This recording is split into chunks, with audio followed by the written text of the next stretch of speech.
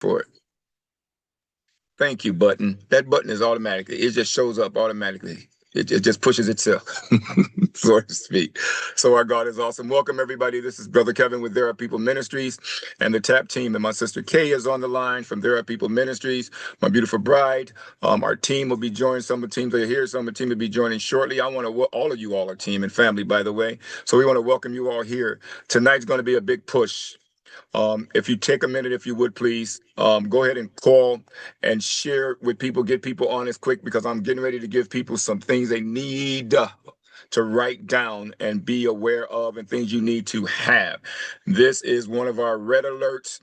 Red alert, red alert, red alerts that we push because I'm going to give you a full scope of what's happening, what could happen, what we warned about, what will happen. We know it's coming. And I'm going to give you it from a different perspective that's going to be very, very, very important.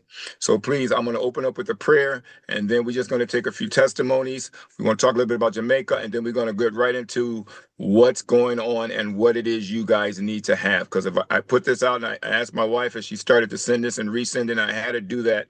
So we don't want to bum rush you with so much email, but this is important. It's very important. So if you would take a minute as we wait for other people to come in, let's go ahead and pray. Heavenly Father, our God in heaven, we just thank you for who you are in our life. Thank you for your goodness, your grace, your mercy. Thank you for choosing us that are here. God, you are our creator. Forgive us our sins and our transgressions, God. Help us, God, with who we are so that we can get out of our way, God, so that you can cleanse us and wash us white as snow. God, bless those in that made it through in Jamaica.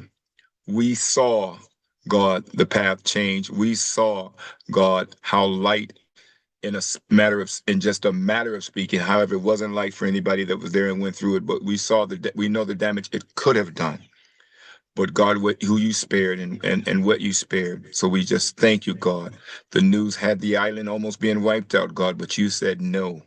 You said no, not today. So we just thank you for those in Jamaica, God, that prayed. God, we thank you for those around the world that prayed. And God, how you just diverted that storm in a way. God, thank you for what it could have been. We know, God. So we just thank you for who you are. Bless these people that's here tonight on the Zoom. God, that they listen. God, that they be alert and that they be awakened by this message. So we just ask a special prayer over them and our team and everyone that hears this. In Jesus' name we pray. Amen. Whew, I could go on and on thanking God for what we know He's done in Jamaica. And right now I want to ask for a few testimonies because we got a lot of stuff that's coming our way. Our people perish from lack of knowledge, and then some of our people are asleep. This is going to be a different Brother Kevin tonight because I want to talk about a lot of our people that are lazy. I want to talk in a little bit of different way about people that, and it may sound mean and things like that, or different from what you're used to hearing, but some people are too lazy to spit. It rolls out their mouth and just goes right down the lip, right down the chin. Right now, I want to awaken those people and let them know that there's things getting ready to happen that we were warned about, and we would have no one to blame but ourselves. And then yet still God gives us resolve. So that's what I plan to bring to you today. So again, take that time to call your cousin, nieces, nephews, uncles. This stuff needs to be written down. They need to at least have a general idea of what's going to happen, and then know how they can at least provide or survive a little bit of it, or some of it or all of it, and then worship God. Or they should worship God first, in spirit and in truth. So take a time to call a few people. So while that's happening, if there's anyone, and I'm going to need some help from our team there. Welcome everybody. Welcome team. I'm going to need some help for anyone that has a testimony about our survivors or our team or family members, and some, unfortunately, some people were lost in Jamaica. I don't know. Last number I heard is the death toll was around 30. That's what they know of then, the last I heard. And then some houses were wiped out, and then, things that happened. So I would like to hear firsthand, and if someone can share some testimonies or what they heard, or families and or friends, if that's okay. And not just Jamaica, it went on down through Cuba and just went on around. And you know what? It's just devastating. So if anyone has something for us, please go ahead and put your hand up and let's be recognized. And we want to know how people are. I know a lot of us prayed.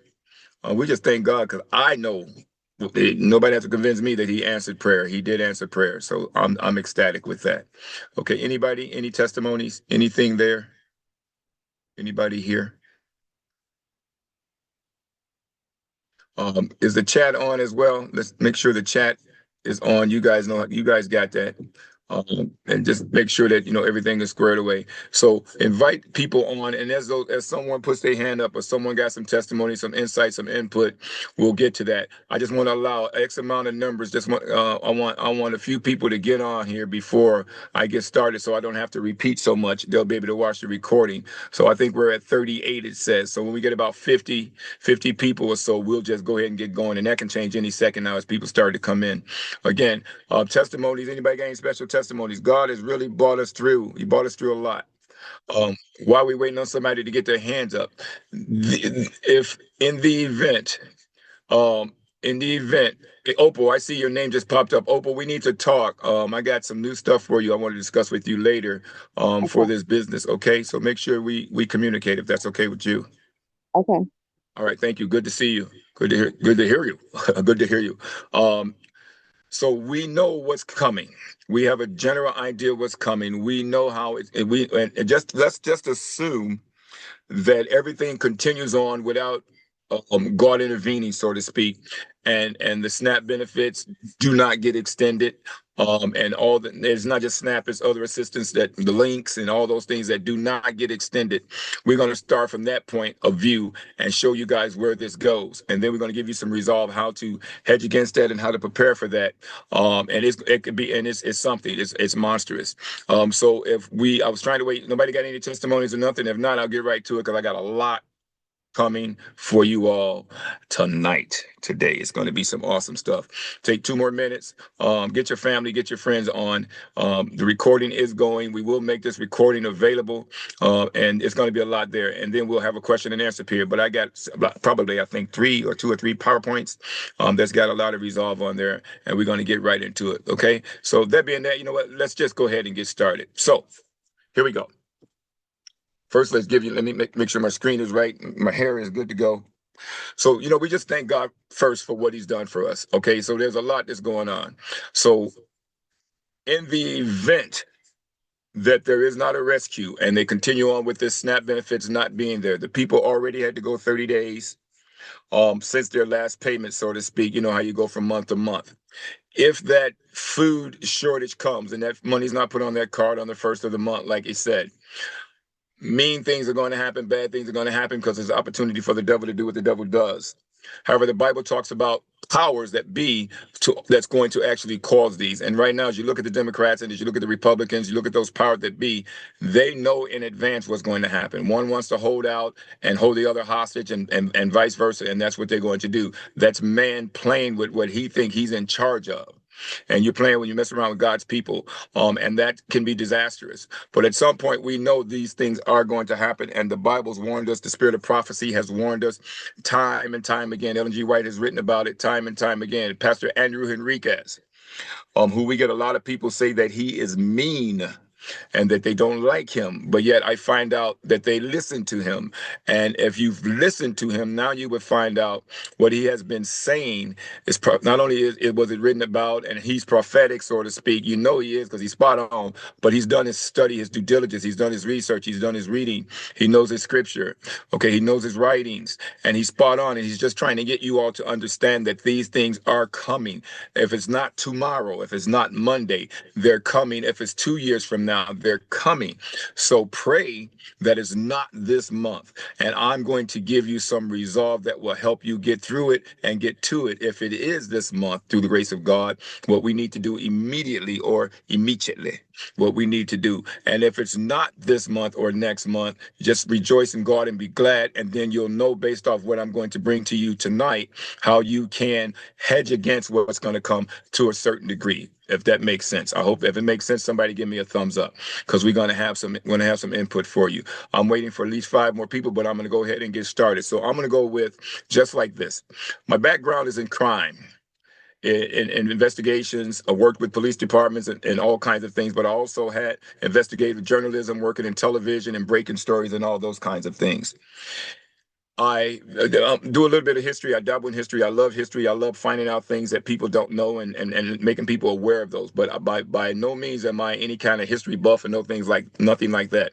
But based off history, what's threatening to happen this very next week has already happened before in several cases. If people find out that they can't get food, and today we have an abundance of large stores and supermarkets, and you guys would know if I say Walmart, who Walmart is and what Walmart represents. Those are some of the top richest women in the world, the descendants of Sam Walden, of Walmart, and Sam's Club. And people say we're going to break in those stores, and if you guys saw midday power surge, they were saying immediately they're going to start robbing the stores. Walmart has said that if this happens, they will close the stores and go with things online, that kind of thing. That won't save the buildings from being ransacked. People have already committed to grabbing weapons and doing what they're going to do and go to rob people. Well, all of our people that's sitting here right now that thinks you're secure, that you're safe, you're not. You think you're secure and you're safe. You're not. You're not. You're not. You're not. You're not. And especially if you're still in the cities. So I'm going to give you kind of a rundown on a piece of things that will usually that happens when this happens.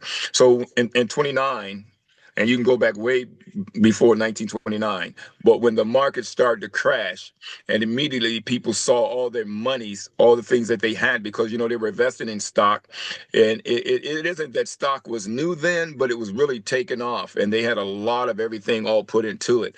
But it was really taken off with the ticker tapes, and everybody was able to read that, and they had put everything they had into it, and they had sold everything they had. They committed to doing that. A lot of banks had put all of their eggs into one basket. Literally, banks had put all their eggs into one basket. Businesses and stores had put all their eggs into one basket. Fathers working those jobs had put all their eggs into one basket. And those baskets all got crushed at the same time. And there were literally, and you can still find that today, of people jumping out of windows, taking their own lives.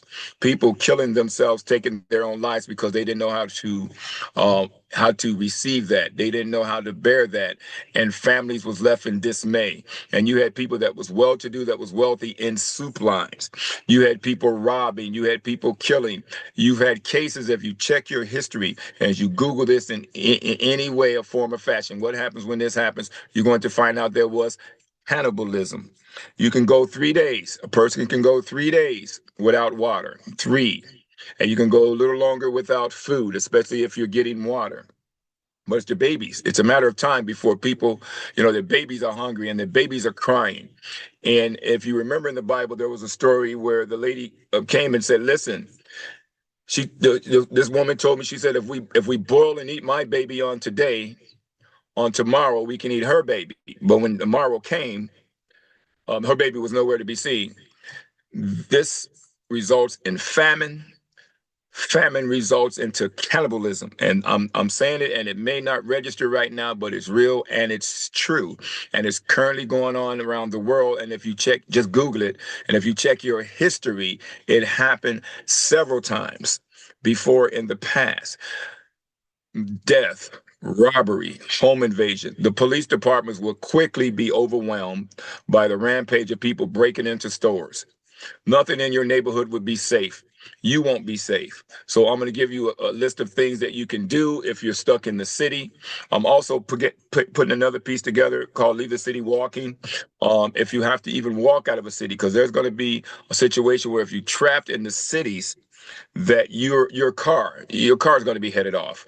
If your lights is on, your lights, I'm going to be talking about how to block your lights out in your house. If you're sitting back, you got a generator, or you got this, that, the other, or you got lights, candles, fluid, food, canned goods, all those. And I'm not trying to talk about anybody, because you should prepare, but you think you're living fat and you're good to go.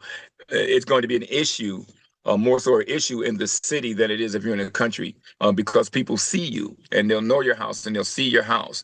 And then with that being that, there's certain things that you must do to take care of yourself and manage your family. Okay. And then you want to be able to help others at the same time.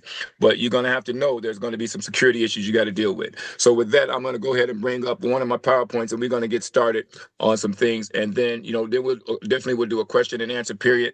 Let me go back first and share my screen. Let me do that first, and let's go share.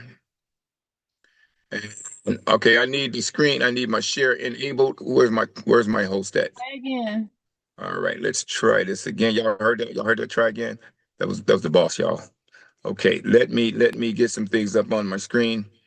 Okay, here we are, and then let's go ahead and put this in. Let's go ahead. Let's do my slideshow piece. So, and then let's minimize some things. Bear with me here. I just want to make sure we got plenty of space so everything is hid. So, all right, let's get going.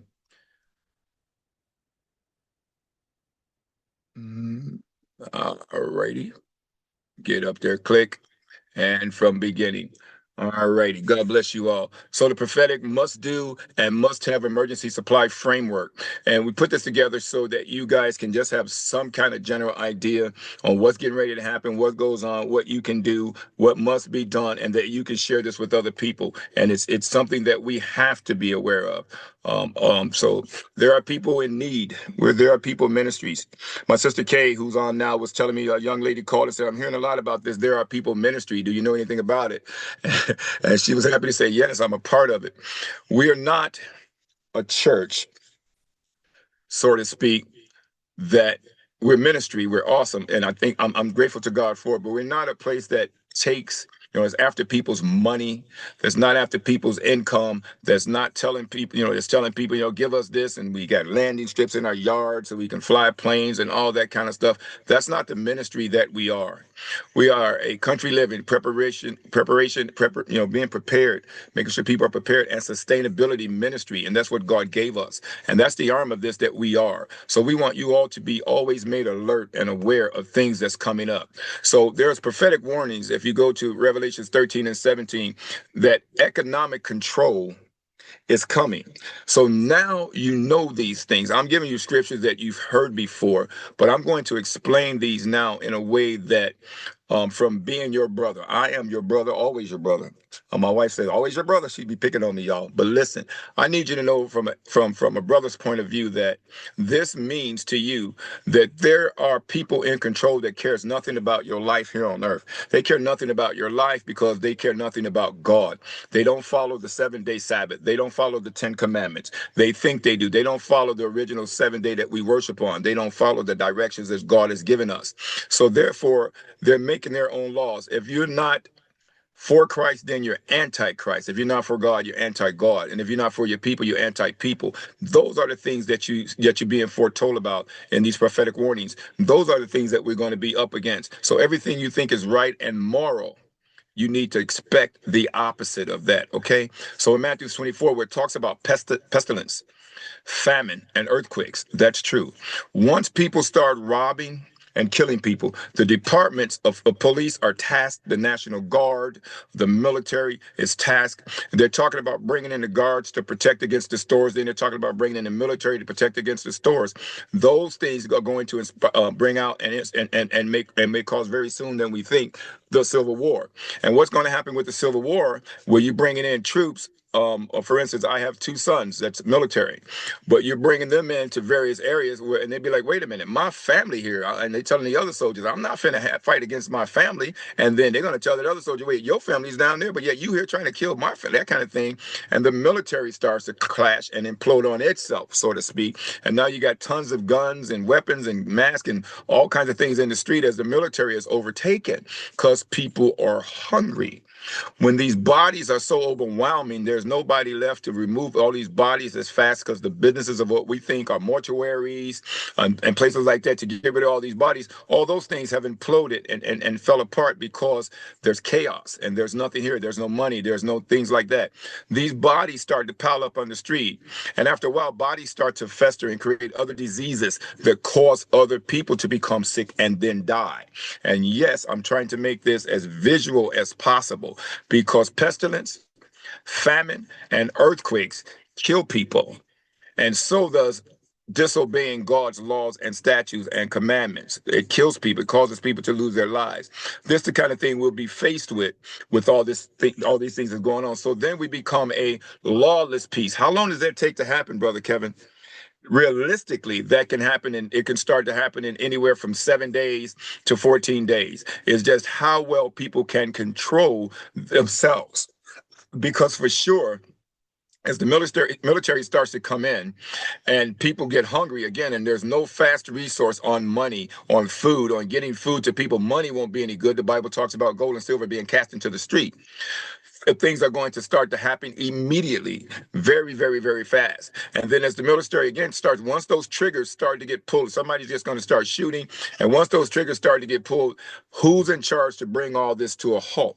You know, you get your prison camps, you get all those things that you can start to store people in. But how many people die before that makes its way? You know, then they'll come in with buses and trucks and say, okay, let's take you all here. Load your families up. Load your families up. How many times have we seen where they loaded people on the buses? Remember, they've already laid out. There was a situation where in the 80s and 90s where they're building what they called FEMA camps, and they already had things laid out to store people in. And there was lots of rumors about larger places that we knew nothing about where they had warehouses that they can put people in. Don't think these things aren't real. I know for a fact and firsthand that these things are real, where certain people will go and was for one thing, and certain people will go for another. And what I mean by that, where certain people will go that is going to be protected, and certain people will go was going to be destroyed. Now, am I just saying this off the top of my head? Do your research, do your due diligence, do your checks and services. Okay, people are going to starve. People are going to. Some are going to be favored. Some are going to be not be favored. But we put our trust in God. So I'm not teaching or talking fear. I'm talking facts. I'm talking with things that the scripture talks about. The writings of Ellen G. White, Earl Orm. There will be such strife and confusion in the cities, and there's going to be such a time as never before. Okay, so this I want to propose self-sustaining spirit. You need to be spiritually rooted, and then this is going to be a community ready reality. We need to be right. We need to talk to our communities. We need today, in the event this does not happen this very next week, right? You're going to need the job of all of you that's here is going to be tasked with talking to your community. You're going to have to take on the role of being your own leader, being the leader of this, and start talking with your community. Even if you only get 2 to 3 people to talk to and say, what if that had happened? There's going to be chaos on this block or in this region, in this area. We need to get together as a community or a block club or a union or whatever you want to call yourselves to hedge against what could happen. Okay? So understanding the crisis, famine, store shelves will be empty. A Walmart truck coming down the street to stock the shelves again is going to get stopped and robbed. So once those shelves are empty, that's it. It's a matter of time before people find out where the Walmart distribution centers are, or Costco and Sam's Club, or whoever you want to call, whatever stores, Food Lion, Food King, Pick Low, Save Low, Buy Low, all these. It's just a matter of time before people find out where these stores, where the headquarters are, or distribution centers are, and they're looted. Okay. I work for a big company that makes all kinds of snacks. It's just a matter of time. People know where they are before they get looted, those kinds of things. So we need to be aware of that. Disease, pestilence, and contamination. Several things here. Hospitals will be looted. Hospitals got food. They got cafeteria food. They got food for the staff. They got major kitchens. They feed hundreds and sometimes thousands of people a day. But also they got medicine. And now there's lawlessness. Okay, and then now you got where they're going to be overran. Where now they can't treat as they need to be able to do those that are hurt, sick, just messed up, they're shot up, and all those kinds of things. Where the hospitals are now overran. So now that causes more contamination on the street with people dying and disease, and nobody can gather all them up. That brings about more pestilence, disease. That brings about more pestilence. Okay. And then these bodies and people are dying, they pile up. And how long before they hit your water system? I'm just bringing you reality of what's going to happen. Now, also, this starts something that you all have heard of, but probably haven't made sense of it because you think zombies have to die first. This starts to create what we call your zombie apocalypse, as these people are just wandering from spot to spot to find something to eat. Something that can keep them nourished, because dying of starvation is one of the most painful deaths you can die of. Okay. And then their children are hungry and these things are happening. So that begins your zombie apocalypse, where if you just look like you have something, if you got a running vehicle, if your lights are on, if you got this, that, and the other, if they've been heard telling you been canning and doing this, that, and the other, they can get to you. They're coming to you without any law. Without any law. Believe that's going to happen. There's going to be civil unrest like you haven't seen before. There'll be riots. There'll be looting. Okay. Then the power grids. These people can't go to work now. They can't get in their cars and drive to work. You can't. So when there's nobody to run the businesses and to run the services that's available for everyone, then the power grid starts to fail. Okay. Then you get what's called blackouts and things like that. Your frozen supply chain. Not only does we talking about food and other things, the supply chain itself becomes frozen. Every means to bring things in becomes frozen. Well, what about the stuff coming in on the docks from other ships from other countries? That's going to stop. And then a lot of stuff is going to be lost and rot on the containers because you don't have, okay, the system to bring all that in, to get it routed to the communities because everybody's in chaos. That's what's coming with this in the event this happens. This will happen, but in the event it happens next week, now you're aware of what's coming that very week or the week after. But you should know that this is coming. Moral breakdown, fear and violence. Okay, there are going to be children that's left alone by themselves, parents not coming home because they were either killed, robbed, mugged, shot, out doing something, incarcerated, locked up, whatever, detained, what have you. There's going to be families left on their own. There are going to be children starving to death in their homes because the family can't get back. The mom and dad left out to go do something. They got caught, got shot trying to go in somebody else's backyard or door, or refrigerator, and the children starved to death. These things are real. And I'm going to bring you the heat on this. I'm going to tell you that these things are real and these things happen. Except the Lord. Okay? We have to get out of the cities, everybody. We have to be gone. We have to constantly also be a person or people that pray every day, that worship God every day. And when we say fasting in the event of, we start fasting right now. Matter of fact, I'm going to call for a day of fasting. Brother Kevin is going to call for a day of fasting this Sabbath. I would love for everybody to join us in a fast, at least up to 6 o'clock on Sabbath night, at least up to that time. Okay, if you can't, if you can do up to 3, if you can do to noon, whatever's good for you. I would love to call. If anybody can join Brother Kevin in the fast for the Sabbath.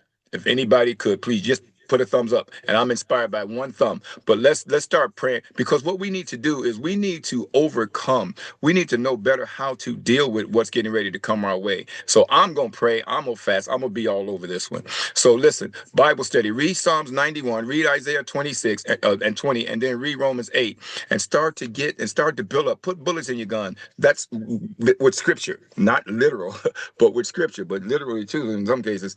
But literal, we need to start being prayed up and read up on what it is we need, that we're getting ready to battle, because we're not battling against man. We're battling against, oh man, what is it? Principalities.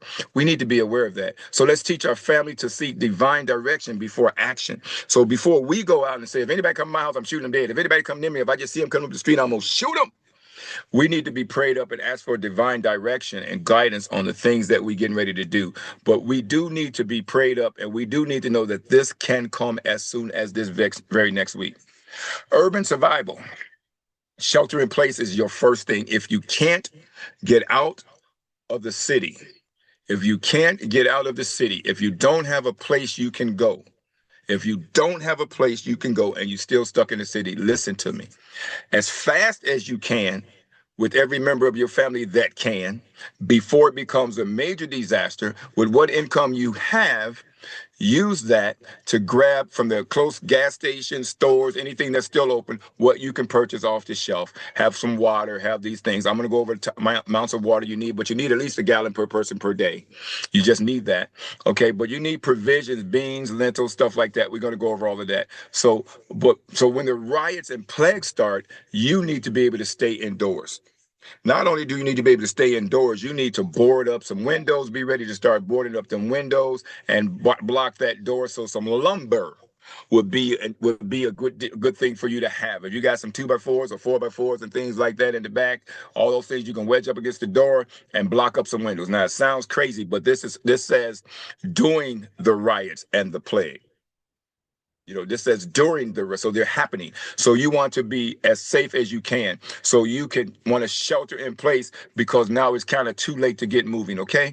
Create a safe room with minimum windows. So somebody may hit your house and get in your house and take, because they just know something's there and your windows look too pretty because they're not broken.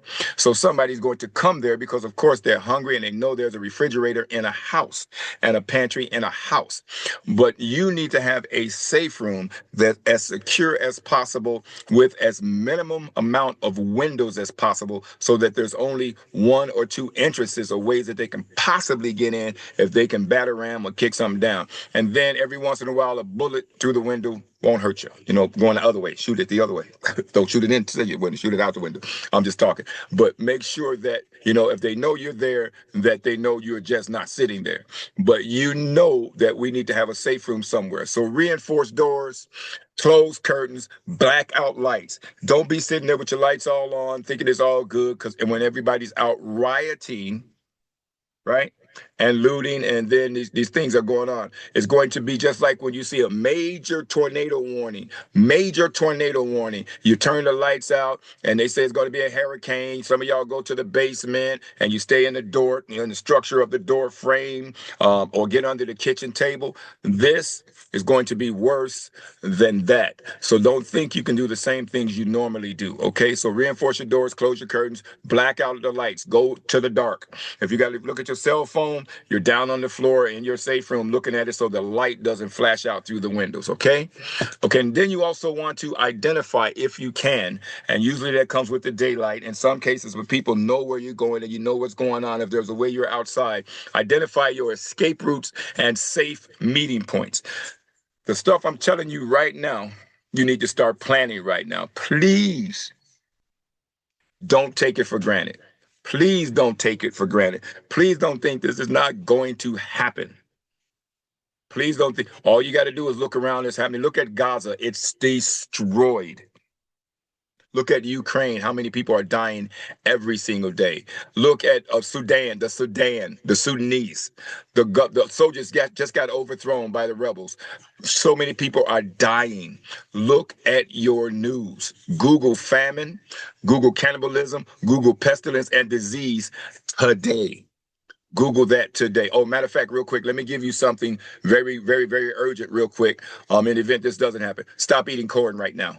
Stop eating corn on the cob. Everybody stop. Read your news.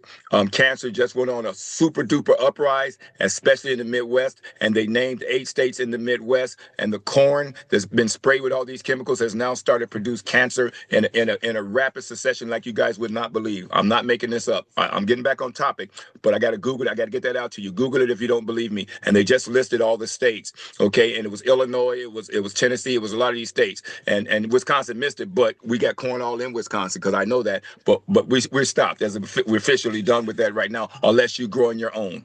They did just announce, because we love corn on the grill, they did just announce that cancer rate shot through the roof, and they tied it to the corn area. They're calling it the Corn Belt, the Midwest where all the corn grows. So I just had to get that out. Look it up real quick. It just came across the table today. Cancer, the corn is killing people. Okay, I had to get that out. So identify your escape routes and then your safe meeting points. So work on that now, family. In the event we had to escape you all, we're going to go out the back. We're going to go past Miss Marshall's house, and we're going to go out and meet over on so and so and so and so. And you all got a certain time to be there, or we have to move on to the next phase of where we're going, because we need to get out of town when there's less rioting and less looting, all those kinds of things. A lot of those times, by the way, comes in the AMs, like 4 a.m. to like 6 a.m. in the morning, where people done tuckered and got tired out and they get out of there. So if it's too late for you to get out, the actual times to do that would be like just right before dusk, dusk to dawn, or right before dawn. Get out and get going and keep moving. And know that you need to have safe things with you: matches, water, raincoats, directions, compass, know maps, know where you're going, where you're getting to, all those kinds of things. How to get out, how to hide in the woods or bushes if you need to, how to follow the highways to get to the country if you kind of got a general idea where you're going. I'll be introducing something later, talking about leaving the city walking. You guys are going to hear that in the next week or so. It's going to show you what to do and how to do those things. So backup power, you need to have solar banks and portable generators. Those things you are going to need to have. One thing about a generator, they sell generators now that you can use inside because they're solar powered. So you can charge them outside and then use them inside, but they don't last that long because they need the sun and solar power. So if you're using that and you got this situation, you got to be very quiet, cover it up, camouflage it, and let it get solar sun during the day, bring it back in at night, that kind of thing. And then I tell people this: buy your solar lights. Get those that you put all outside around your house, charge them in the day, at night bring them in and hang them in the house. Put them in your area right there. You got permanent light. In the event the electricity and the power plants go out, you got solar light in your house from the solar lights you bought for your outside garden or farm and land or walkway, those kinds of things. Okay, but you need to have backup power, and there's a lot of backup solar plans online right now that you guys can get, and they don't cost a lot of money. Okay, so urban essentials, water, food, and sanitation is going to be key right here. Okay, water, food, and sanitation is going to be key. Let's move this out my way, move up out my screen right there. So water. You need 120 gallons per person for 60 days, and filters and tablets. So I kind of put together a plan in the event this happens that'll give you a area of a time period of sustainability. So you need at least each person needs a gallon of water per day. But this is if we can get 2 gallons, 120 gallons, we can help somebody out. So you got somebody. Go ahead and mute that for me. Somebody's talking in the background. So you want to know you got to have at least a gallon of water for sustainability for a person. That's not counting for hygiene, by the way. That's for drinking. Okay, food. You need grains. You need beans, you need nuts, you need canned goods, you need oils, and you need spices. These are essential. These are staples. These are things you need to have. Grains, beans, nuts, canned goods, oils, and spices. Your grains, your beans, your nuts. Keep those in a galvanized can or keep them up high somewhere, but keep them dry. But don't let the mice and rats get them. Yep, mice and rats going to be looting too, and they're going to get hungry. So keep those secured and safe and tight and dry. Don't overcook. Don't waste food. Whatever they cook, save it. And you got extra, save it, because that's going to be key. You're going to be surprised how delicious beans are with no season on them at all when you're starving to death. Okay, but also stock up on you some spices. Those things you can now buy in bulk, by the way. And then if in the event you all have to leave walking, backpack them. Put just the right amount of weight. Okay, like 15, don't go more than 20% your body weight if you can help it. Try like 15% your body weight. And then everybody can carry something. Even the 2 and 3-year-olds have a backpack, even if they got their toilet, they got the things they need for toilet, like your wet naps and their diapers and toiletries in there, or shampoos, or just anything a baby would need, and blankets, extra clothing, and dry this, that, and the other, socks, baby powder, put those things in. The baby can carry something light. No, you can. But if you got a wagon, the wagon's going to be your best friend. But if you can get out. But these staples you can get now, and make sure you have those things. Sanitation, portable toilets. Do we have portable toilets? Absolutely. And I'm gonna tell you guys what portable toilets are. They got those they like those great chairs that your seniors use for walkers. Those are all, and you can let the toilet seat up. Those are also portable toilets, because you can use them for canes to get around with as well. But they're portable toilets. They let down. They're aluminum. They're lightweight. You can throw those up there. But a bucket and a toilet seat becomes a portable toilet. There's portable toilets you can buy. They're available on Amazon. But you can make anything a toilet. Then you want to have bleach. Even if you just got a little pouch of it, or one of the backpacks has a little quart of bleach, because bleach, you only use several caps for it to work. You don't pour the bottles out on bleach. You only use several caps, because bleach is concentrated, and it'll keep things sanitized. You want soap, you want wipe, and you want gloves. You want gloves for cold, you want gloves for electricity, and then you want gloves, the rubber gloves, for sanitation. Okay, so keep that, knowing what's happening there with sanitation, because you don't want to continue to breathe in what comes from feces, because that'll make you sick, okay, and cause other issues. So that's where your bleach and all those things come in handy, and then how to dispose of that waste. Okay, maintain hygiene and rotate supplies every 6 months in your house, whether you country, rural, urban, don't matter. Maintain hygiene and rotate supplies every 6 months. Everybody probably can't take a bath at the same time, but if they can, reuse that bath water till you can't use it no more. And then when you're done with that bath water, it becomes water you can use for the toilet. So don't use the clean water in the beginning. You may, but don't use clean water for the toilet. Do not use clean water for the toilet. Make sure that water has been used for everything you can use it for. Understand that. Don't use clean water for the toilet. And then go ahead, constantly maintain hygiene. Okay. One of the things we did, I'm just, if we go to a public shower, they got public showers in the park. You can take a giant pail, and you can fill that with water. Y'all better take turns taking baths. As kids, remember mom had that big pail that they pull out, or that big pot they pull out. What they call that tub? A big tub. It was a giant tub. I don't forget what they called them now. Big old cast iron tubs, and they used to pull those out, A and we had to take. What was it? a basin.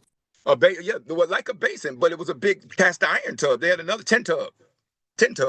They called it a tin because it was made from tin, a tin tub. And everybody took turns taking bath in those. And then in the cowboy days, you always saw the horse trough or things like that, where the cowboys all took baths after each other. They didn't pour all that water out. The next person got in with a bar of soap, then the next person. And what they had on, they washed it off and left it there.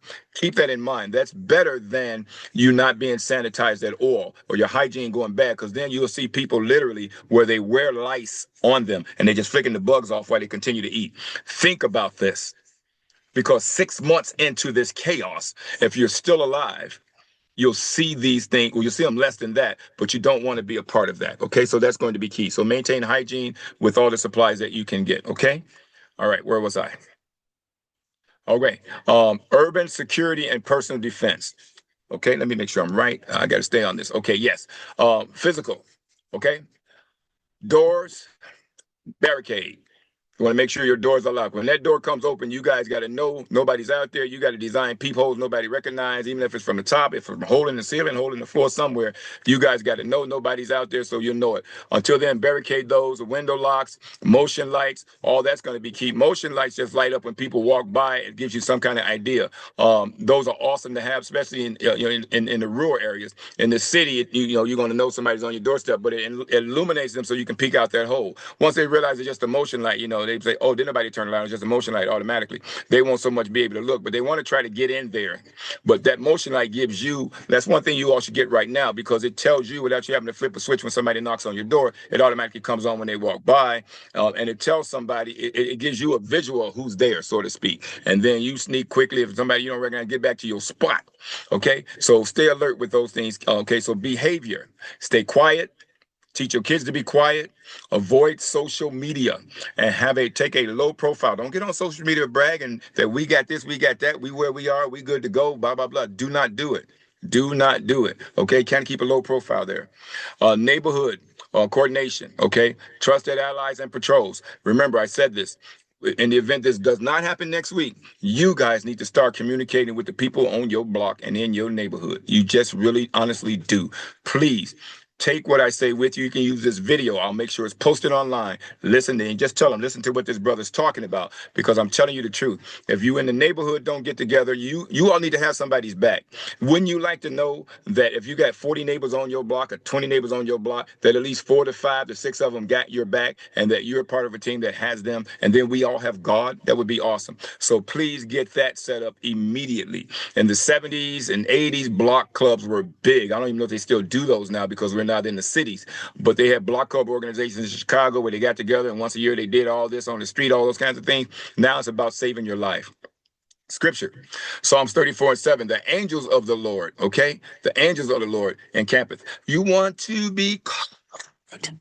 You want to be covered. There are things we must do, but we also must trust God, put God first in all we do. Okay. So disease, pestilence, and control. Protective gear. Remember your N95 mask you had for COVID? You can order those now as well. Okay, Brother Kevin, there's no COVID no more. Yes, it is.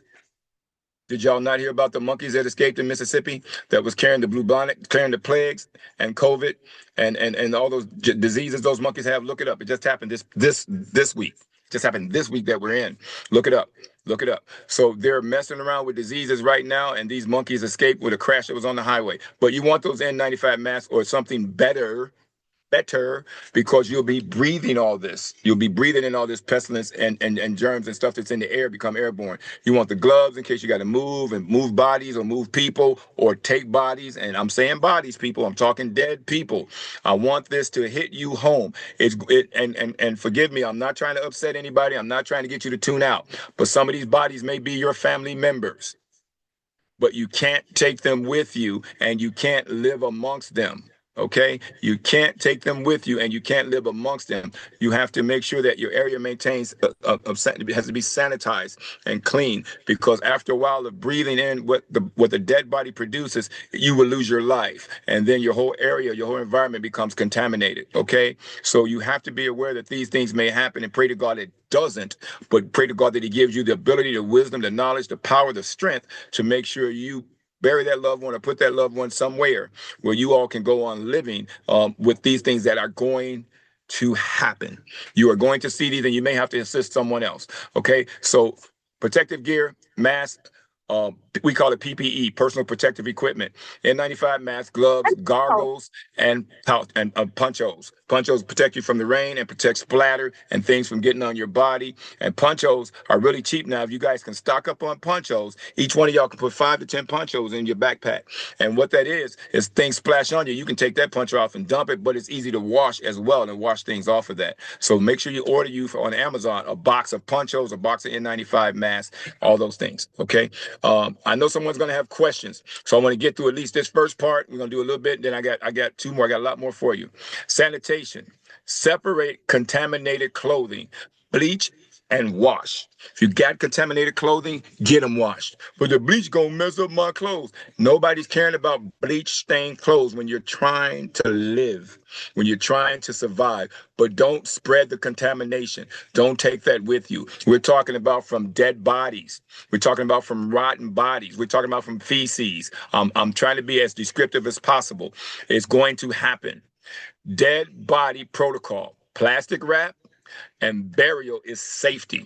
Burial, if you can get them in the ground, give them back to God, give them back. Memory goes back to the dust. That's what we do. Once God takes that breath out, our loved one is no longer there. Our loved one is no longer there. And not only do we have to face that, we have to be able to share that and let the brother and sister understand that their loved one is no longer there. And you're not saying get off that body. You're saying, look, trust in God. Let us take the time, take a few minutes, and then let us get our loved one ready to bury. That opportunity persists or presents itself. If not, if it doesn't present itself right then and there, you have to secure that person in plastic, tape it up so there's no air getting in there and nothing getting out.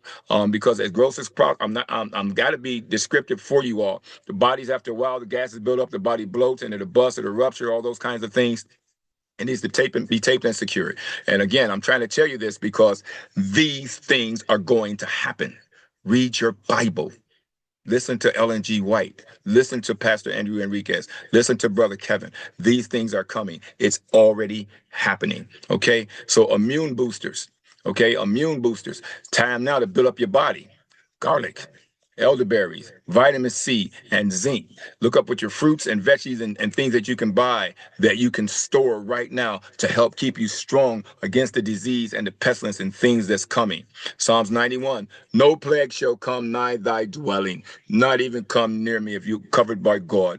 Not even, listen, we need to be ready. God tells us the end from the beginning.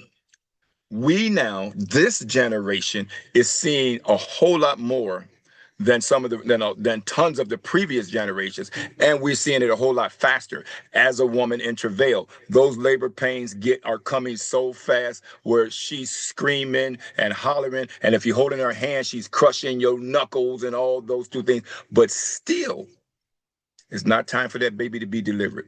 Still, the end has not come. So know these things are going to happen, and you're going to get your hands crushed by that bride because she's going to blame you for this baby. So know these things are going to happen, but still the end has not come. You understand what I'm trying to tell you? So be ready for it. Prepare for it, because we have to go through that. We have to be tried. Daniel and the shepherd boys, Daniel tried by the lion's den. The Hebrew boys was tried by the fire. They had to go through it. They had to go in it. They had to go in it. Christ took the flame out the fire, took the heat, I should say, left the flame, took the heat. So they standing there like, wait a minute, they not burned. They come out, clothes don't even smell burnt. Oh, our God is awesome. So we need to know Psalms 91, no plague shall come nigh near thy dwelling. We need to be ready for that. We're going to see things. We're going to hear about things. We have to be strong. We have to be ready. Okay. So here we go. Communication and coordination. This is the next thing that's going to be key. This Zoom will be made available to you all as fast as possible because I want to get a whole lot on here. So you guys, I want to get this out. So you guys, please share this with other people. Tell them to watch this Zoom, and then I'm going to continue all this very next week, bringing you more and more and more great things. In addition, now this is part of our ministry. We're country living, sustainability, and preparation. This is preparation. This is sustainability, and it's also country living. All that is in this ministry, and we want you to know we have an awesome team.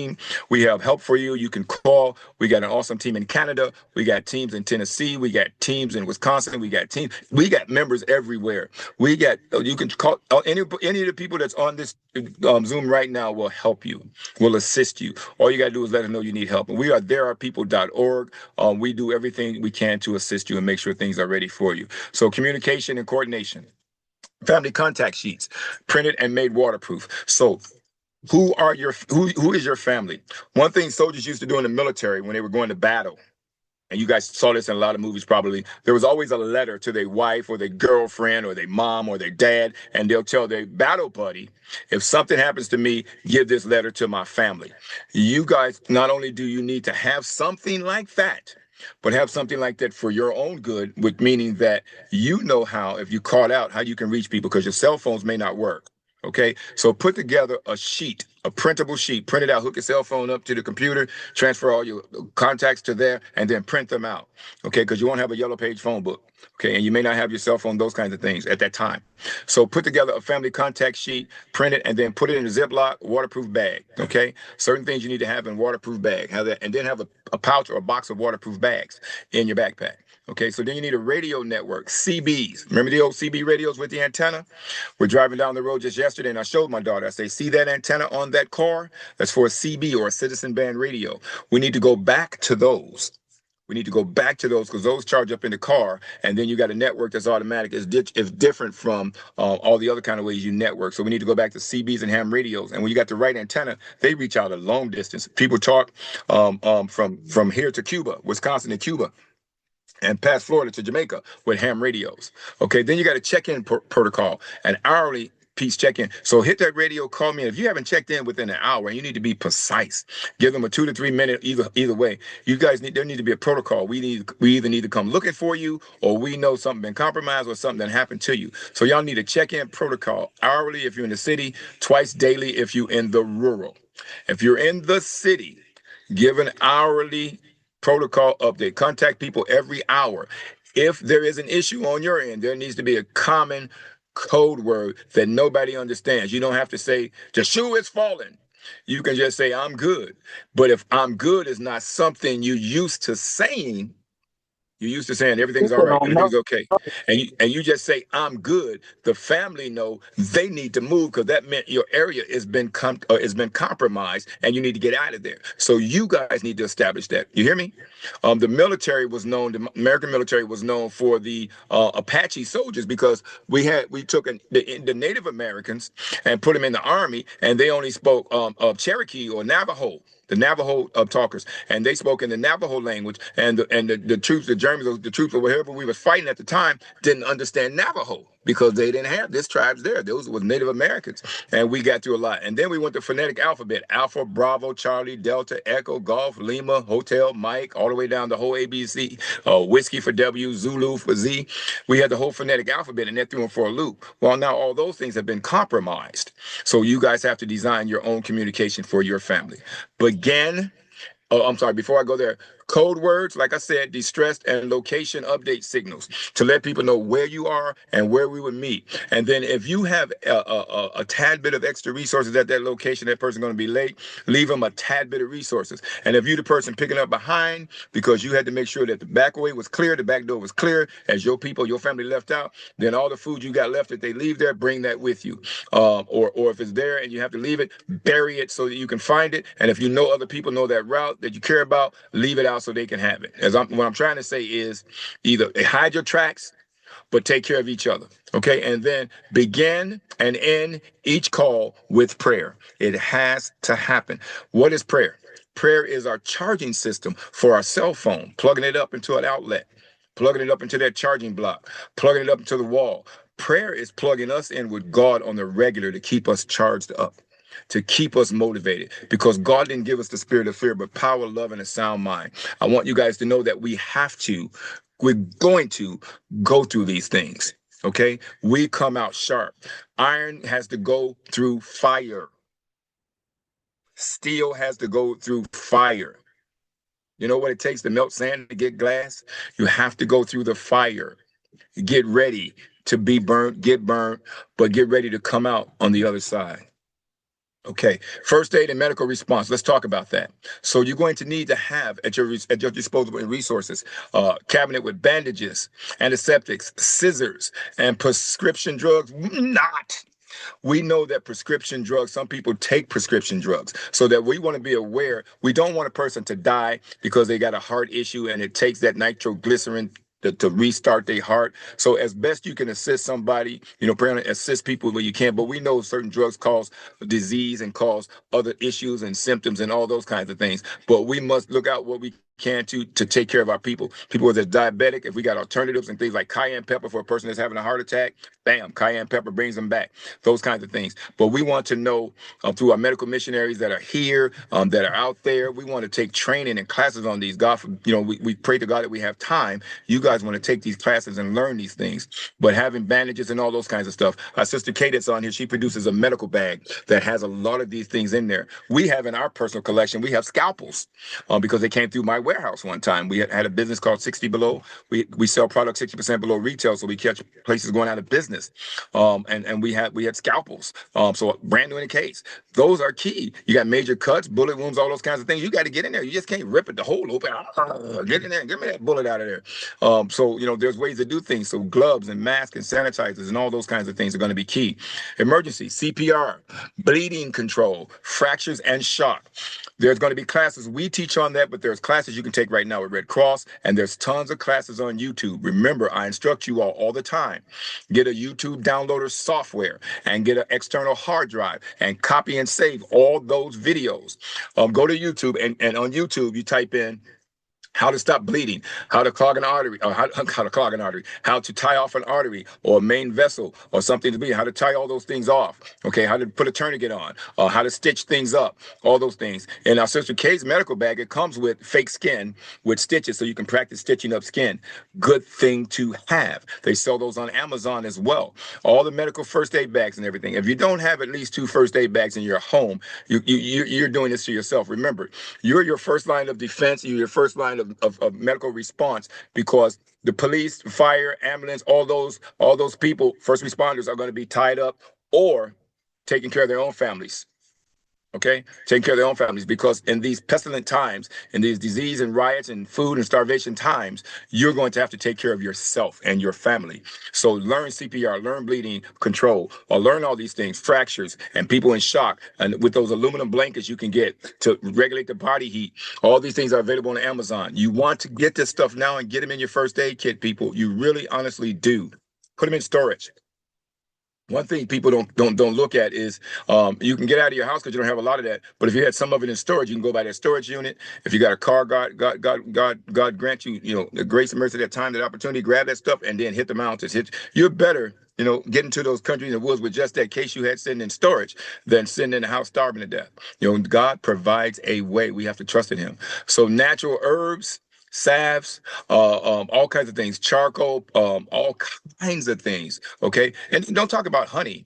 Honey heals things, block things, stop. They use honey for some of everything, in addition to that little sugar piece that you're going to need. Okay, so we need to have that. And then mental health, your prayer, we have to have that. Doing your journaling, writing things down, where you come from, what you went through, what how your people are, family, what state everybody's in, and then have some quiet reflection time. And that quiet reflection time is to be used for several things. It's to be used for, one, to be quiet and to reflect and to trust God, and then to download and listen to direction that God and Holy Spirit has for you. Okay, and take advantage of that opportunity. And even when you walk in, there should be a lot of quietness anyway, because you need to hear your surroundings. We need to use our senses. Wait a minute, that's footsteps in the distance, and you recognize that because you had everybody quiet. And then you need to address that. And then somebody can kind of fall back just a hair if need be to identify that, where everybody else gets stepping real quick, and he'll know what direction you're going in. And once he recognizes what that is, he can, oh no, it was a wild boar or a wild pig or something like that. Oh no, that's people. We need to really get moving real quick. So All kinds of strategies I'm throwing in there at the same time, but we need to reflect on God in that quiet time. Okay, rural survival overview. Let's go with a little bit of the country. So you left the city walking. And I do have a piece coming out for you guys on that, leaving the city walking. It's going to be so intricate. It's so awesome. And I have to tell you, I give all this to God. It's so awesome. And I'll have that for you ready shortly. It's called Leave the City Walking. In the event you're done. Well, Kevin, where do I go? What do I do? Don't worry. It's there. I got you. Okay, so independent systems. Okay, this is rural survival overview. Independent systems, water, food, power, and defense. If you're in the country area, okay, water is key. Clean water. Food stored in several places, not just one food bin, one food grain, one food bunker. You in the country now, you got property. You need to have food in multiple locations. You know why? Because when somebody comes and they hit your location, as they did, if you watched all of the movies when the Redcoats, the British, when all of them were fighting, they would raid a person's stock. And then once they got everything out of there they wanted, they set the house ablaze. Okay, that's why you need underground shelters, underground food, underground bunkers. Because when they get what they want and they set everything else on fire, so to speak, or once they loot it, they're gonna leave, or they may not even set it on fire, but they're gonna leave it empty. And you're gonna know that you got food in more than one source and more than one location. But for Patriots sells all the food. You want to make sure you get your good plant-based food. You get dehydrated food. You get all those things that's shelf stable that can last. And there's lots of sites online. Get the food now and put them in several places. If you got country or rural property, plan for not just your family is going to need to eat for X amount of time. Plan for helping others. That is required that we assist and help others, not to shut people out and kick people out and turn people away, that we can help others. So prepare for that now. So food, and then you want to have power, alternative power sources, because you're already in the rural area. And then you need defense. Defense is going to be everything, solar lights, trip wires, all kinds of things. So you'll know how to be self-sustaining. Bow and arrows, rocks, slingshots, guns, whatever it takes for you to be self-sustaining. We're not looking to take lives. You don't take lives. You don't take lives. Thou shalt not murder. Murder. You're not looking to rob and rip nobody off, but you are looking to protect and sustain. I could occupy till I come, but you need to have a level of defense, even if that means places you can hide and be secure. Okay, and then locate near you clean water, okay, and fertile soil. Locate near you, like we have 8 acres of land, so we can do a lot on 8 acres of land. But you know what's also a blessing? That there's 2,000 acres of forestry hooked to it, so we can plant in that. There's fertile soil. You all right now, if you're in a country area, a rural area where there's a public land, go out and throw some herbs in the ground, some seeds, plant them. Take your time. Berry bushes, carrots, all those things. Plant them. Plant them in the woods, plant them in the forest, and go harvest them. You know, the bear gonna be like, "Thank you," but you go and you harvest those, and you start keeping stuff. So you utilize that fertile soil. Find your fertile soil. Find a fertile soil area. Find you a clean area for water and store water as well. Okay. Establish zones, dwellings, storage, livestock, and worship. Let's establish zones. Know what area you're going to be in. Let people know where your zones are, what different areas you get in. This is our area. This is where we are. That's where we know where our brother and sister is. Now I know where Kay and Devontae's at. Now I know where Trudy and Nicosia is at. I know their zone. I know the areas where they are. We just need to know how to get to Canada and then get to them. Okay. And then dwelling, exactly what it is, what different areas we got that's livable, that's habitable that we can get to. And then storage. Where can we store various things? You don't want all your eggs in one basket, as I talked about with the 1929 Great Depression and things like that before then. And if you ever saw the movie Schindler's List, during the Nazi occupation where they killed all of the Jews, a lot of the Jews, Hitler told them, he says, "Give me your gold, give me your diamonds, give me your silver. I can use that right now to make things better for you then." So they knew they were going to go through something, so they started giving them golds and diamonds and all that. And he put all their names on a list. And sure enough, when the Germans came and occupied, and they know they were sending people to their death, Schindler say, listen, you guys, you Germans, you guys need plate. Well, he was German too, so to speak. He said, you guys need plates. You guys need people to cook for you. You guys need people to wash for you. You need people to sew for you. You need people to make your ammunition. You need people to do this. I got a list of names. And he did that. And he saved a lot of people. So he's known for that. But yet he still had to go out, so he couldn't be captured. Schindler's List, a great movie. It gives you an insight on things to come. As terrible as that Holocaust was, the Bible says there's going to be such time as has never been before. Okay, as terrible as it is with the Gaza-Israel war, with Ukraine and the people dying, and all the other countries, there's going to be a time that's never been before. So we have to prepare for that. Storage, know what things are. Livestock. We don't eat meat. We don't do chickens. We love dogs. Open, don't forget, we got to talk. We love dogs. Dogs is first line of defense. But if your person has got hens and chickens and all those and eggs and all that kind of stuff, manage those and barter those if you don't eat meat. But have what you can for barter. But have ways that you can take care of them. Dogs are plant-based. If you can cook their food down, they're going right along with you. They're first line of defense to wake you up and let you know when somebody's near you. Okay. And then don't forget to worship. That's going to be so key here. Okay. Okay. So we need to know about those things. Okay. And then from community bartering and prayer partners. So we need to form community bartering. Community bartering. Okay, this is what I got. This is what you got. This is what we want. This is what you need, and we share that. And always do an example of a person who has $1 million tractor and a lady who has a cherry pie. Where does that $1 million tractor and that cherry pie meet in bartering? Well, that person driving that $1 million tractor is hungry, just like Pac-Man, eating those little dots. And this person with this cherry pie say, listen, is this cherry pie worth an hour of labor from you, a few minutes on that big tractor to come till this field? And he's going to be like, well, yeah. And that $1 million tractor comes on and just tills your field real quick. If you turn in soil, or he's moving something for you, or he's pulling something away, or he's trading you something, and then just enough where it equals that pie, and you get that person that pie. So everything has value when you're bartering. So you got to know how to weigh that, okay? And then have your prayer partners. Get the team and build up your prayer life. Build up your prayer partner. Lift each other up, encourage each other, and go at prayer all the time, at least 3 times a day, morning, noon, and night, at least 3 times a day. Use your prayer power to charge you up, because it also gives you insight and ideas. And you're not praying here for people to see you praying. You're not praying for fad or fashion. You're not praying for somebody to say, add a boy. You don't want to add a boy. You praying for deliverance. You praying for healing. You praying for power, knowledge. You praying for victory. You praying to be charged up and to stay right with Christ, because by beholding, we become changed. And you want to worship, and you want to pray, and you want to lift your partners up and support them, because you guys, some of you are going to go through traumatic loss. And it takes each other to lift each other up, and it takes prayer from God to keep us, to sustain us. Rural food and agriculture. Let's talk about this a little bit. Heirloom seeds.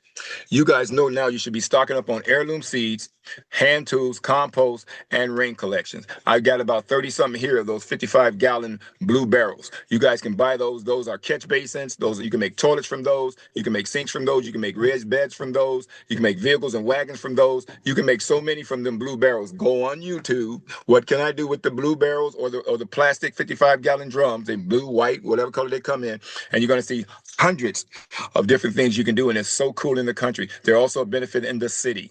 Okay, heirloom seeds, the best seeds you can buy. Good heirloom seeds, because don't just eat something that has those seeds in there and throw those seeds away. Save those seeds. Those seeds are irreplaceable. They're gold. They're better than gold. They're valuable. They're food. You can't bite into a chunk of gold. You can't eat a gold coin. They put it in their teeth. You saw that, so they can tell if it was real gold or iron or lead, whatever they did that for. But you can't eat it. Okay, so you must have heirloom seeds. If you're buying organic right now, if you know it's organic and you're buying fruits and vegetables, save the seeds. Okay, then hand tools. Don't turn away the old hand saws, because the old hand saw is going to be the electric saw any day when you don't have electricity. Because try taking an electric saw with a cord in your hand and going out in the woods. You ain't gonna saw nothing. You won't saw anything. Okay, so don't pass up on the hand tools, the hand drills, the holes, the chopping holes, the sickles, the swing blades, those things. Any hand tools you can get, store those on your country property. Go back to that day. The Amish doesn't use a lot of electric things. They don't. And you see that they're self-sustaining. We have to think like that. And then compost. Make sure you put your compost bin downwind, way away from your house, so the animals don't know it, don't know where your house is, or don't come on your house and you don't go out on the animals. And then it should be somewhere in clear vision where you can walk up on it and know it's safe. And then collect the rain, collect the water, because if you're and then there's filter systems. You can tie the rain barrels. You can stack rain barrels 4 to 8 on top of each other. Yes, you can, and use PVC pipe and seal those all together. So when the rain comes down, it can be tied into the gutter system from your house and fill those barrels. That's going to be so important if you don't have running water, and if you're living off the land, if you're living off grid. 8, 10, 20 of those barrels. Link them all together and put them in separate spots and have that downspout from your house going into those barrels. When they fill up and top off, they're done. There's a filter system they go through and work their way down. You now have water to wash up with, to bathe with, for agricultural, to grow your seeds and all those things, okay? So you can set those up all kinds of ways. I've got about 30 something barrels here now. My plan is to get at least 60 so we can do various things. That way we have some protection, you know what I mean, some way of doing things. And I'll do some YouTube videos for you guys to let you guys know what's there. But again, there's tons of videos on YouTube on how to do all these things. If you got chickens, goats, people say don't put chickens on there, we 7 days, we don't eat meat, blah, blah, blah. If you got chickens, if you got goats, if you got bees, herbal beds, chickens are a bartering tool and they reproduce so very fast. Eggs are a bartering tool. Okay, they're a bartering tool. People will do eggs, but they also take your life for it. So be very careful. Okay, and they're noisy. But goats are great lawnmowers. They cut grass. Bees give you honey. You can even have a business of selling queen bees. And then herbal beds. Your herbs are going to be your life here. Your medicines, your salves, all the things that you can do with this, and what you need to eat to be self-sustaining is going to be key. And then preserving by canning, drying, fermenting. We don't, certain things people do with fermentation. They tell you vinegar, this, that, and the other. That's on them. But canning, drying, freeze drying, dehydrating, all those things are key. But preserve your food. Get all you can and can all you get. Okay, so that you got something for later. So we must look out, not right now, not just for today. We have to look out for tomorrow. Now we have to realistically look out for next week. Yes, tomorrow is not promised to us, but we prepare. The Bible says, occupy till I come, so let's prepare so that we'll be ready. When he comes, we're good to go. Who cares what's left behind? We don't want to be left behind. You understand what I'm saying? We don't want to be left behind. Somebody come and they take all that stuff. God bless them. But we don't want to be left behind. So maintain. Well, when God takes us, if he takes us, if we go as the remnant, nobody's going to be left behind. But if God forbid we don't make it to tomorrow and that food's left behind, let that be a blessing for somebody else. But we want to focus on doing what's right. We want to have this food laid out to prepare in the event we're here. But when it's time for us to go, we want to be gone. Maintain 1 year seed bank and then rotate your crop. Maintain at least a seed bank that'll get you through the very next year. And then the very next year, you start on doing the same thing. Maintain that. Keep those seeds safe, dry, secure. All kinds of things you can do there. And then rotate crops. Don't plant the same thing in the same area. Okay? Plant this year, cabbage over here, beans over here. Next year, rotate cabbage over there and onions over there and beans here and all kinds of things. Rotate your crop. Okay? Keep that in mind. Even in the city, you can plant. Somebody said the front yard was for fruits and vegetables, fruits, and the backyard was for vegetables. I heard that today. I'm like, huh? Okay. So even in the city, plant something. Get some trees on your property if you don't plan on leaving. But I'm suggesting now to everyone listening to me, if you in the cities, get out.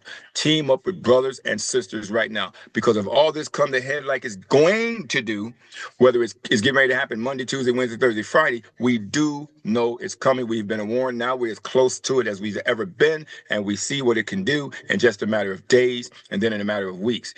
Start teaming up with other people. Hey, you said you had $18,000, or you said you had $12,000. I got $6,000, and the other person over there got $14,000. I know we can get together, go get some land, and get busy. Okay, and then later we divide that up, go through lawyers and all the legals, and separate who gets what your rights are, all those kinds of things, so nobody can kick each other off the land. But we want you to have your own land. If you bought 15 acres, then separate that. Give that brother 2, give that sister 3, and this family got 4 or 5 or whatever. So everybody has their own land, so nobody gets kicked off. Nobody's in control to take advantage of anybody. Okay, so you want to be aware of how those things work. So real energy and tools: solar, wind, generators, wood stoves. So you want to have another way for generating, for getting. These are other ways for getting electricity and or heat. So you got solar heaters now. You got solar generators now. You got solar chargers and banks and things like that. You got solar panels that you can store in. Okay.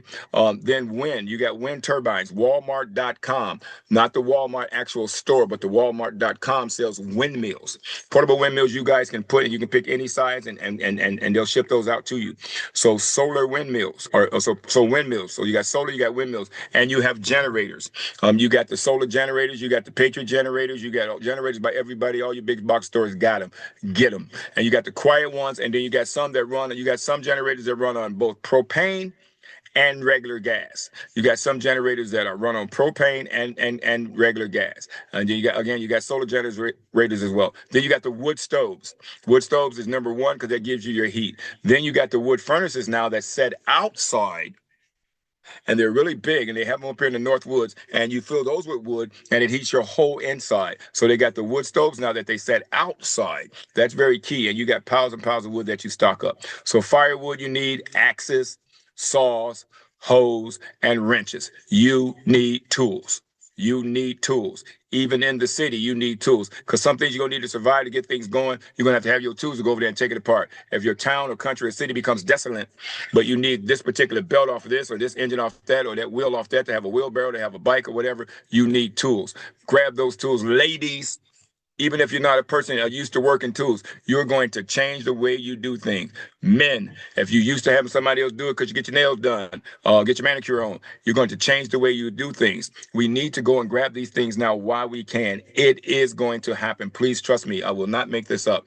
Battery banks. A battery bank is, they got the small portable battery banks just the same size as your cell phone, and it's solar. Go on Amazon.com and type in battery banks, and then they can be as large as you want them. And then also type in Faraday bags. Faraday bags are something you can put your cell phones and the battery banks in the event there's an EMP. Your cell phone and stuff you take out of that bag works. So you want to do that. So they're called Faraday bags. Faraday bags. They protect against an EMP. Okay. Electronic pulse that that usually knocks everything out, and no electricity. The Bible talks about the lights going out. If you read scripture, the lights going out, never to come on again. Sounds like an EMP to me, electronic magnetic pulse. Sounds like an EMP to me. Lights go out. God bless you. If you got these solar banks, you got some sun, and it charged up. Now you can pull your tablet out your Faraday bag. And because I told you to get a YouTube downloader and an external hard drive, you took them out of that Faraday bag when nobody else has lights and or power. You got solar bank, you got your external hard drive, and you got a tablet and a cell phone. You can pull out, plug everything in, and it'll show you how to dig an underground bunker, how to build a house out of woods, how to build a house out of sticks and stones. All of that, how to fix wombs, how to grow food, how to get skin off an animal for coats and warmth. When Adam and Eve, God saw them undressed, animals had to die for them to have on a coat. God wrapped them in coats. They had on coats. But just keep. What I'm trying to tell you is we need to be ready. So have these battery banks, inverters.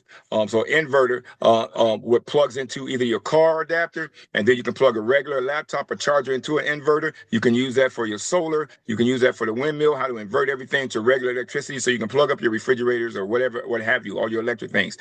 Fuel storage. You can store diesel. Lasts a long time. Make sure everything you do with the fuel tank, with gas and diesel, that you're grounded so you don't get a spark.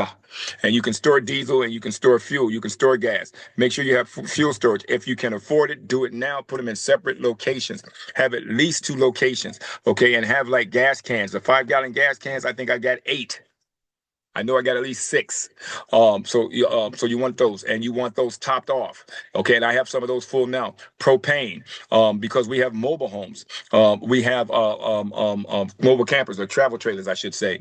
I got the 30-pound propane tanks. I have extra in the event of, if we ever have to get on the road, you got 2 tanks that's on your camper. I got 2 extra. Okay, those kinds of things. You need to hedge against those because you may get down where you're going. And maybe if I'm leaving from the north where it's cold during the winter and I'm trying to make it down to Tennessee to get there with Kay and Devontae where it's nice and warm, I may run out of propane if we have to stop on the road for various nights with this propane, but I got extra tanks. So we got to think like that, okay? So manual washers, sewing kits, clotheslines. Don't forget the clotheslines, everybody. Let the sun dry your clothes. Don't forget to stay clean, hydrated, all those things. That's going to be key.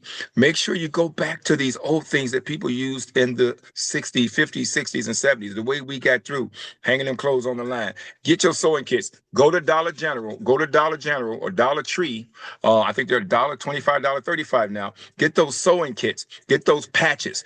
Get those spoons and washers and hangers and nails. Everything that's at Dollar Tree. That Oral Gel. They had things for the kids. They had so many things at Dollar Tree. The wooden spoons and the containers and everything that we take for granted. Toothbrushes, the wooden spoon, metal spoons, all those things. Stock up on all that stuff. You'll spend maybe my wife and I. The first time we did that, we went there. We spent like $500. That's when they were still $1. And we loaded up things that to this day we have not used because we were saving them in the event of. And granted, we're not trying to be hoarders. You're not trying to do that. But preparing is one of the first things you should, in addition to praying, is one of the first things you should be doing because you know it's coming. You don't know something coming and say, well, I'm just going to wait on Jesus. Really? No, start preparing immediately. Immediately is like immediately, but fast. Immediately, start getting ready right now and start preparing. That's one of the first things you need to do. So in the rural area, you got more space to store things, and then you don't have to have everything in one basket. Keep some of those things in different areas. So you got your storage sheds, you got your wood, and there are various ways you want to put your wood for your house, for your fire. You want to have at least 7 to 10 cords of wood, and you want to have those stacked in phases, so you don't have to leave out of your house in the super cold to bring more wood in. And you want to keep that wood dry, safe, and secure. And then your wood, you cut it in different phases. You got your full logs you can put on the fire, but those come last because you got to have your kindling to start that fire with one match light. And then the next size wood you put on that to get that burning and get that fire going. And then put your big logs on there when you got a roaring fire. And then you make sure you got different levels of where this wood is so that you can come to it and bring it in your house and be self-sustaining. Those kinds of things. Excuse me. Some states temporarily extended benefits. Some states, great news, thank you, Bride. Some states have temporarily extended the benefits for SNAP recipients. Some states have extended it. Our God is awesome. But one thing we do know that these times are coming. They are here. So some states have temporarily extended it. But imagine the disaster if they hadn't did that. So this is coming. So God has given us, if this is not a clear warning for you, if you're not seeing the Red Sea parting right now, if you're not seeing the plagues, the locusts right now, if you're not seeing these things happening, the prophecy that the Bible says, something's just wrong on your end. So the point I'm trying to make is this is simply history repeating itself. It is happening just as Sunday law is coming into play. It's going to happen. And our prayer was that it not be now. It's always our prayer, but eventually it's going to happen. There's going to be nothing that we can do about it because God has laid this out. He told us these things were coming. And the way man lives with sin and evil and the way things rear their ugly heads, the devil comes to enjoy this. This is him coming to the movie theater with his bucket of popcorn. He comes to steal, kill, and destroy. If we don't see something's happening right now, there's something wrong with us. We're sitting in the first 3 rows of the movie theater watching this unfold, but we don't know that we're in this movie. We need to get up out those first 3 rows of the theater and get out of there. It's just like those people, and I just said this on the Zoom I did the other day. It's just like the people on Noah's Ark that weren't on Noah's Ark. They were sitting in the grass watching Noah build his ark for 120 years. And those people saw that. And then they saw the animals come on 2 by 2. And that had to be one of the funniest things they saw. He even putting animals on there 2 by 2. It never registered in their minds that the angels was guiding these animals on there 2 by 2, and it never registered in their mind that they could squeeze in there between the hippo and the lion, or the lion and the sheep. It never snapped to their mind that they get on the back of an alligator and walk on up in there and don't hide. I'm not hiding. I'm just trusting you, God, that this is the way to go. It never registered to them. You know, there are pigs going on there, and there's snakes slithering on birds. I'm going to get in line, and I'm going to walk up this ark. I'm not going to hide. I'm not going to sneak. I'm going to walk up this ark. It never registered. Pharaoh saw the plagues, and it never registered how hard his heart was becoming. It never registered to him, this God could do something for me. It never registered. It never registered. We need to let this register with us. We need to let it resonate in our hearts, mind, soul, and in our spirit so we can get moving, okay?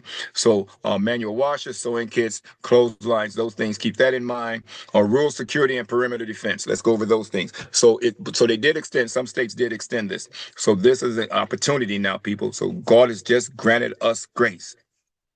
Gave us just a little bit more time to go ahead and get ready for what's going on. So I hope that this is a help for you. So we're not done. Okay. Outer layers, fencing, motion alarms, dogs, and then hedges. Hedges are bushes, trees, all those kinds of things. If you can, lay all those things out if you have that kind of time. But fencing is going to be key because people or animals have to climb fence or get through fences, those kinds of things. Motion alarms, so we'll know beep. You touch a wire, touch a fence, you get an alarm in your house, and you're going, hey, get away from there. Who are you? Blah, blah, blah. Lights come on and scare people away. Dogs, don't put the dogs directly behind your house or directly in front of your house. If you can and you got enough space, put them off to the side or so they can see everything. But if they are in the back, if that's your option, make sure you have that taken taken care of. The front you can usually look out, but make sure you have that. And dogs are first line of defense. Inner layers, lockable doors, shutters, barricades. Make sure those things are in place, because doors they make now are paper doors. People can kick them in, all those kinds of things. All the windows houses have on them now is just something. Glass snaps with a rock. Okay, all the windows, so you need to know you have a secure location in your house. That's not everybody's business. Take your time now and cut one of them rooms y'all don't use, cut it in half. Or in the third, take a third of that and put up a false wall and store things behind there. And then that's a place you guys will be safe and secure to go as well. Okay. And make sure the things are in there you need: portable toilets, water, those kinds of things, food, dehydrated, hydrated, however. Do that. That's just an idea. Okay. Night watch, rotation with radios is going to be key, but rotate duties. Whose turn is it? In the military, we call it CQ duty, charge of quarters. Okay, and you got to do 4 hours. Okay, and you at 2 in the morning, you got from 2 in the morning to 6, or rotate and all that kind of stuff. Somebody has a watch and a duty. I had to be on duty in Wisconsin, Fort McCoy, watching the tanks on the tank firing course. You can't even see your hands in front of your face, and the guy says, "Watch out for the bears." Boy, that scares you. But so there's a duty that we have, an obligation to do those things. We're on watch. So crisis, have a plan, have escape routes, have hidden caches of things, okay? And then your guest logs, have all that stuff. What's on you that you can barter and or trade with? It might be silver, it might be gold, it might be coins. Have a bartering pouch with you, those kinds of things. And then Matthew 26 and 41 says, watch and pray. So be looking, be on alert. Have those eyes rotating on the swivel. If your neck can go all the way around like an owl, just say who real quiet. Who? And then watch and pray. Okay, watch and pray. Be on alert. Okay, so listen, family safety and accountability. Okay, daily roll call. Where's everybody? I know there was my cousins and mom and uncle and niece and 4 other families was here. Let's do a roll call. Let's make sure we got everybody daily, because we want to know who gone, who isn't here, where they are, make sure everybody's okay and healthy, all those kinds of things. Task list for all members. Everybody needs something to do. So as you put together these teams on your block that I talked about, or in your real community, in the event of everybody has a job, somebody right now that's listening to this Zoom has to take control. You have to take control of your family. You have to take control of your family and say, listen, we have to do this. It is coming, whether you like it or not. If you don't want a job, you don't eat. What the Bible say about a man that don't work? He don't eat. So you let everybody know there's a job for you. And then you lay out that job and you assign those jobs and help everybody the best you can to do those things. Okay. So do that. Okay. Color coded badges for medical, security, and kitchen. So in the event of you're on your homestead and you got teams of brothers and sisters that's there, lay out a direct course and order on how we're going to do things. If you got a medical missionary place right now where you're training people, that's going to become a hospital at some point. Understand that's going to be a central point where people are going to pour in. And that's not for you to hide and run away. That's not that time. It's for you to be there to serve God's people. Okay? It's for you to be there to serve God's people. So color-coded badges for medical, security, and kitchen. Everybody needs to know what their roles and jobs is. Now, you'll recognize if it's a false badge and somebody you don't know, all those kinds of things, and you got codes and words and things you use. Also keep that in mind, and you can tell when you've been infiltrated, so to speak. Okay? American who infiltrated the Germans as a German officer. The Germans had a way they ordered drinks. When they ordered beers, for instance, they would always put up a thumb and 2 fingers. The German officer expected the guy, he suspected the guy of being a spy and or a traitor. And so the German officer would always order just like that, 3, 3. And then the guy that was undercover, pretending to be a German officer, said, "Give me 3 more." And he put up the regular 3 fingers. He didn't do the thumb and 2 fingers as the Germans do. He said, "Give me 3 more." They shot him and killed him instantly because they knew he was a spy, because this was the custom, was a thumb and 2 fingers for 3. You need to establish that. We need to establish that kind of understanding, something that's different from what everybody else has used, and we know. So if I ask you how many people in your party, and you'll say it's 4, or you'll say you'll say it's 4, and you give me 3 fingers, or you'll say it's 5, and you'll give me 4 fingers. I understand now. That's how we do things. But the other person, why you only put up 4 fingers and it's 5? Wait a minute. He don't know. Who's he? And you get to look and go, okay, so just giving you some ideas. Check that out. So our children's roles, make sure the children know their roles. And one of the things is not being wasteful for sure, but sure they know their roles. You can't feed a child every time they say, I'm hungry, I'm hungry, I'm hungry, because sometimes they say they just want desserts and candies and goodies. But make sure they're not wasting food and let them know that when it's time to eat, it's time to eat. We don't play. When it's time to bath, we bath. Make sure they do, if they're doing water runs, when it's devotion time, make sure they're praying and devotion. Teach your children to pray. My 2-year-old is my challenge right now because she's so sweet. She'll be 3 in December. And she's at just at that age, that's what she wants to do. So now I have to hold her hand when we pray because she'll crawl and grow and jump all over the place and go under here and go over there. And I get back here trying to sneak out. And so that's our challenge. But when you set the example, now you're seeing our children understanding that this time is dear to is something key. So when we do devotion, we let the kids know, let's go. This is time to pray. No plan. Turn this off. Turn it down. Stop what you're doing. Let's go. Let's do that. Stay with that. Stick with that. That's going to be key. Backup meeting sites. Okay, this is where we meet in the event of we get overran, something happens, we can't do this, can't go back there. Backup meeting sites. Daily morning and evening worship. Make sure you have it. If it's only 5-10 minutes, if it's 15, 20 minutes, an hour, it's even better. Occupying people's time, occupying their minds, all those kinds of things. The idle mind is a devil's workshop. So make sure that you have it, okay, on a regular. Those things are key. And then real quick, I'm trying to give you guys a lot to understand how important this is. If I don't get to it all, I'll bring some more next week. We're supposed to do our book reading on chapter 2, but this supersedes that. The book is Country Living, Just About Everything, Including God, More Than a Guidebook. That's a book on Amazon that God blessed us to be able to write. It's called Country Living, Just About Everything. Go on Amazon and look up the book by Kevin L. Fuller and get that book. We started last week to go through that. We wrote that book 2 years ago, I believe now.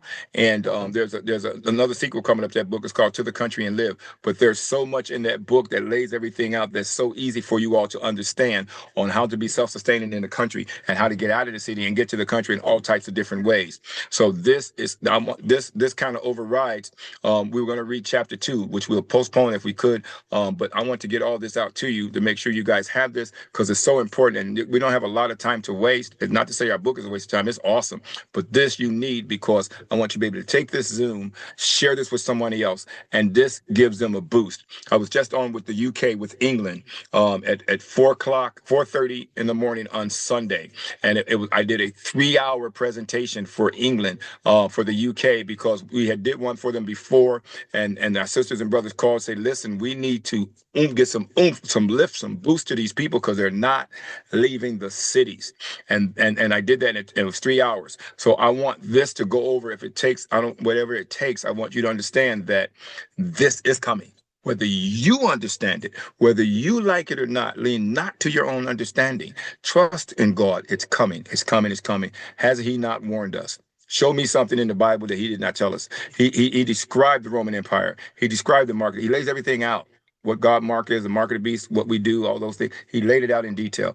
Look at the commandments. It nailed where we are now. Look at the Laodicean churches. It nailed. Look at the apostasy, the great falling away, turning a deaf ear. The Bible nailed it. Look at the book of Daniel. It nailed it. It foretold of kingdoms. Kingdoms. Now you can match the book of Daniel up with your history. King Nebuchadnezzar is in your history books. Check your deep dive in your history. You can match the book of Daniel when he described the giant from the head of gold, chest and arms of silver, waist of bronze, legs of iron, feet of iron and clay. You can match that up with the kingdoms. And then the rock comes down and hit those feet and destroys all that. All those kingdoms are dead. The rock that destroyed kingdoms, that's coming. It's coming. It's coming. It's coming. That's where we are, the feet of iron and clay. So the Bible nailed it. You don't believe me? Daniel, or if you look up, and there's coins in the museums from Babylonian days. And then there's coins in the museum from the Medes and Persian days. And then as well as from Alexander the Great in the Greek days. Those were the kingdoms that Nebuchadnezzar had in his dream. That's in our history book. The Bible is real. Okay, so we know these things are coming, so we must hedge against this by having things that we need. So trade skills, carpentry, sewing, and medicine. We launch next year, God's willing, God's grace. We have a school called Healing Proper Short Course Academy at healingproper.org. Registration has not started yet. There's going to be over 80 classes have to do with trade skills and carpentry and sewing and all those things. This Sabbath night, I'll be speaking, and we'll post that in the Zoom if it's not already posted. I'll be speaking on another Zoom with Exodus to the Journey and their team on, you know how you got the depression, oppression, and all those kinds of things. We're going to be doing a Zoom on things that's a depression-proof economy, depression-proof jobs, depression-proof businesses. So you got all kinds of things that we're going to be talking about. So it's going to be awesome. So we'll post that up. So this Sabbath night, I'm doing something that's going to be quite beneficial for you guys. Hopefully, even as this is important to you, that's going to have some things on there as well. You know, because everybody talks about an economy. You got this, that, and the other. But we're going to have some depression-proof things that you can do and things you need to buy and obtain as well that helps you be self-sustaining during those times. Okay, so trade skills, coppery, sewing machines, sewing and medicine, and all kinds of things that can help you be sustaining. That's there. You need to have that. We got that with Healing Proper LLC Short Course Academy. So healingproper.org Short Course Academy. Exchange goods, seeds, soap, salt, candle, and herbs. These are things you can use to barter with. Carpentry skills. People go like, give me that carpet. Come on, fix this for me. Okay, what's the exchange? Sewing. Clothes all raggedy and tore up, but we need new dresses and dad needs a suit. Sewing. These are things that you can exchange when the communities as we know it has crashed. Medicine. If you know how to heal, medical missionary, you good to go with salves and herbs and things that's needed. You can exchange that for food. Exchange goods like seeds. Soap. If you're good at making soap. Salt. Really? Yes. Candles. If you're good at making candles, absolutely. I've got all the ingredients to make these what they call forever candles, and that's where you're using the denatured alcohol in the big mason jars with the top, and then you've got the 2 layers of copper pipe, and then you got the carbon fiber cloth, and you drilling holes in those pipes, and you pour that denatured alcohol in there, and you put that down in there, and you light that carbon fiber, which never burns out. Lifetime wicks. They never burn out. Carbon fiber cloth. Look it up on YouTube. And those candles heat a room. They don't just give you light. During the day, you can't even tell it's lit. You have to put something behind it because denatured alcohol is the cleanest burning alcohol, and you can breathe that. And at night, these are heater candles. They actually give you heat to heat up a room. So look up those denatured candles, and you guys can learn that. Okay. So these things, and then your herbs. Oh, come on, people. So these are things you need to barter with. Operate with integrity, people. Let's not rip anybody off. Let's keep the commandments, keep God's laws and statutes, equal trade for equal work, that kind of thing, equal value. Pray at each exchange and just thank God for his blessing and let what you exchange to somebody else be a blessing for them. Okay, it's going to be key.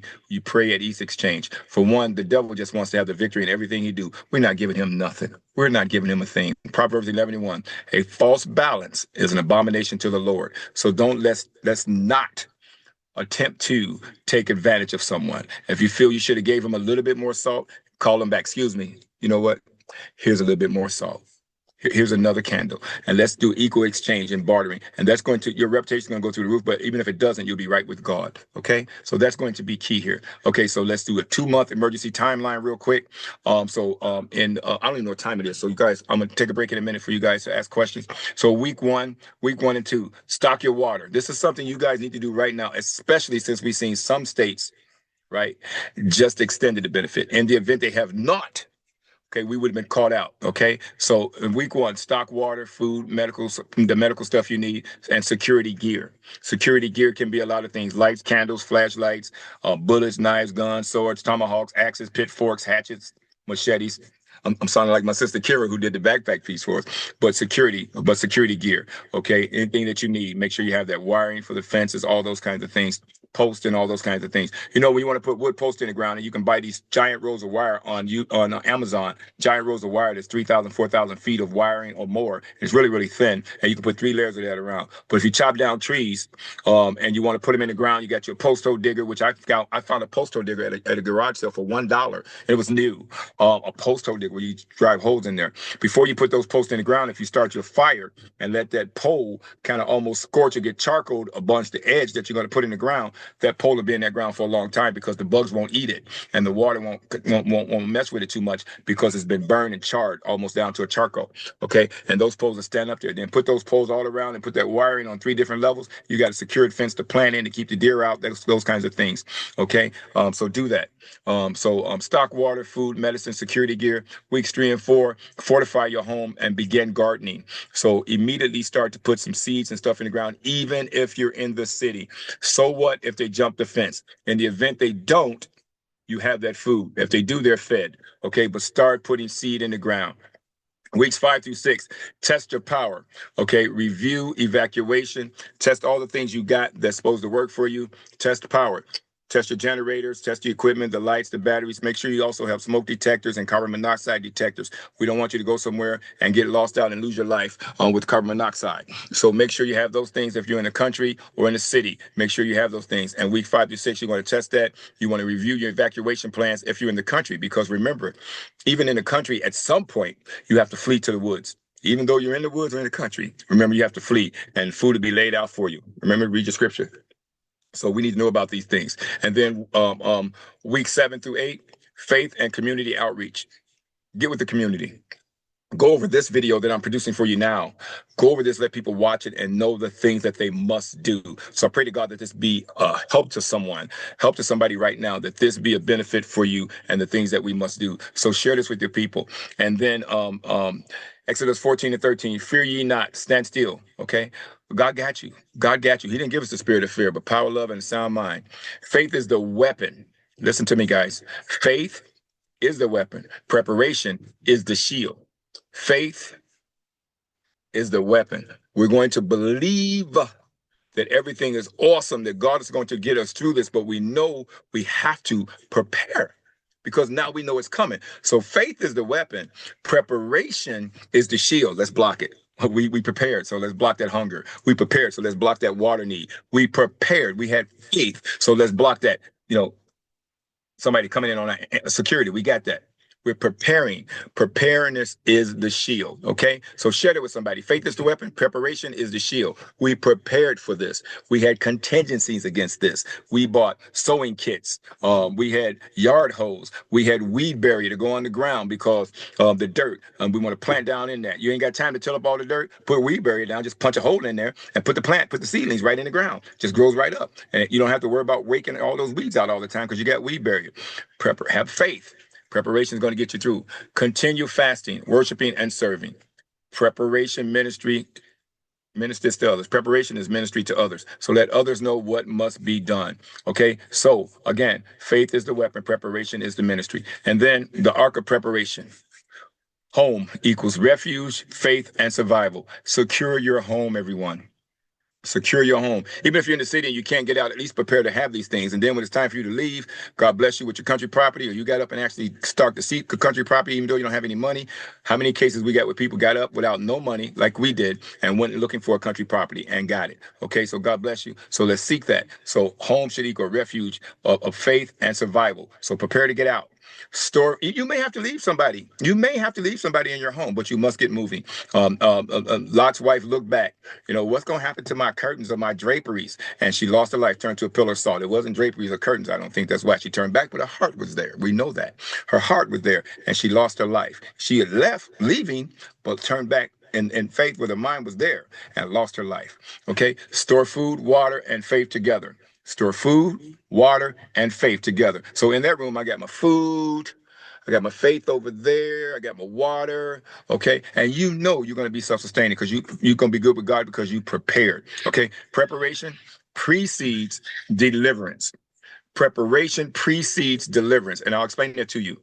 As we preparing to change our lives and to meet God, we have to be delivered, we have to prepare first. We have to change ourselves with baptism. We assimilate the death, burial, and resurrection of Christ. And we go down and we come up an old creature. We come up a new creature. Trade in my old filthy garments. He gave me a robe shining bright. Okay, like honey and rock. I mean, we can go on and on and on. Preparation precedes deliverance. We have to do those things in order to be delivered. So we can be delivered from this famine. We can be delivered from this pestilence. We can be delivered from all these things that's coming because we stood by and we prepared. We stood by and we done something good. We didn't just stand by. We had faith. Okay, we prepared, we're delivered. Romans 1:17, the just shall live by faith. Trust in God. He's given us direction. He's told us what to do. Are we not there? So that being that, I want to thank you all for listening. And I do have another presentation. I do have more stuff. There is more here. I got at least two more, and I'll save those because I don't want to bore you, but I want to take time now. I'm going to stop the share, and I want to answer some questions that you all may have. And I've been going at this now for an hour and 15 or hour 45 minutes. And I want you all to know that these things are coming. They're coming, they're coming, they're coming, and they're really happening all over. Again, look at the Sudan. If you guys didn't know what was going on in the Sudan, millions of people, hundreds of thousands of people were just murdered, just killed, and it's still happening right now.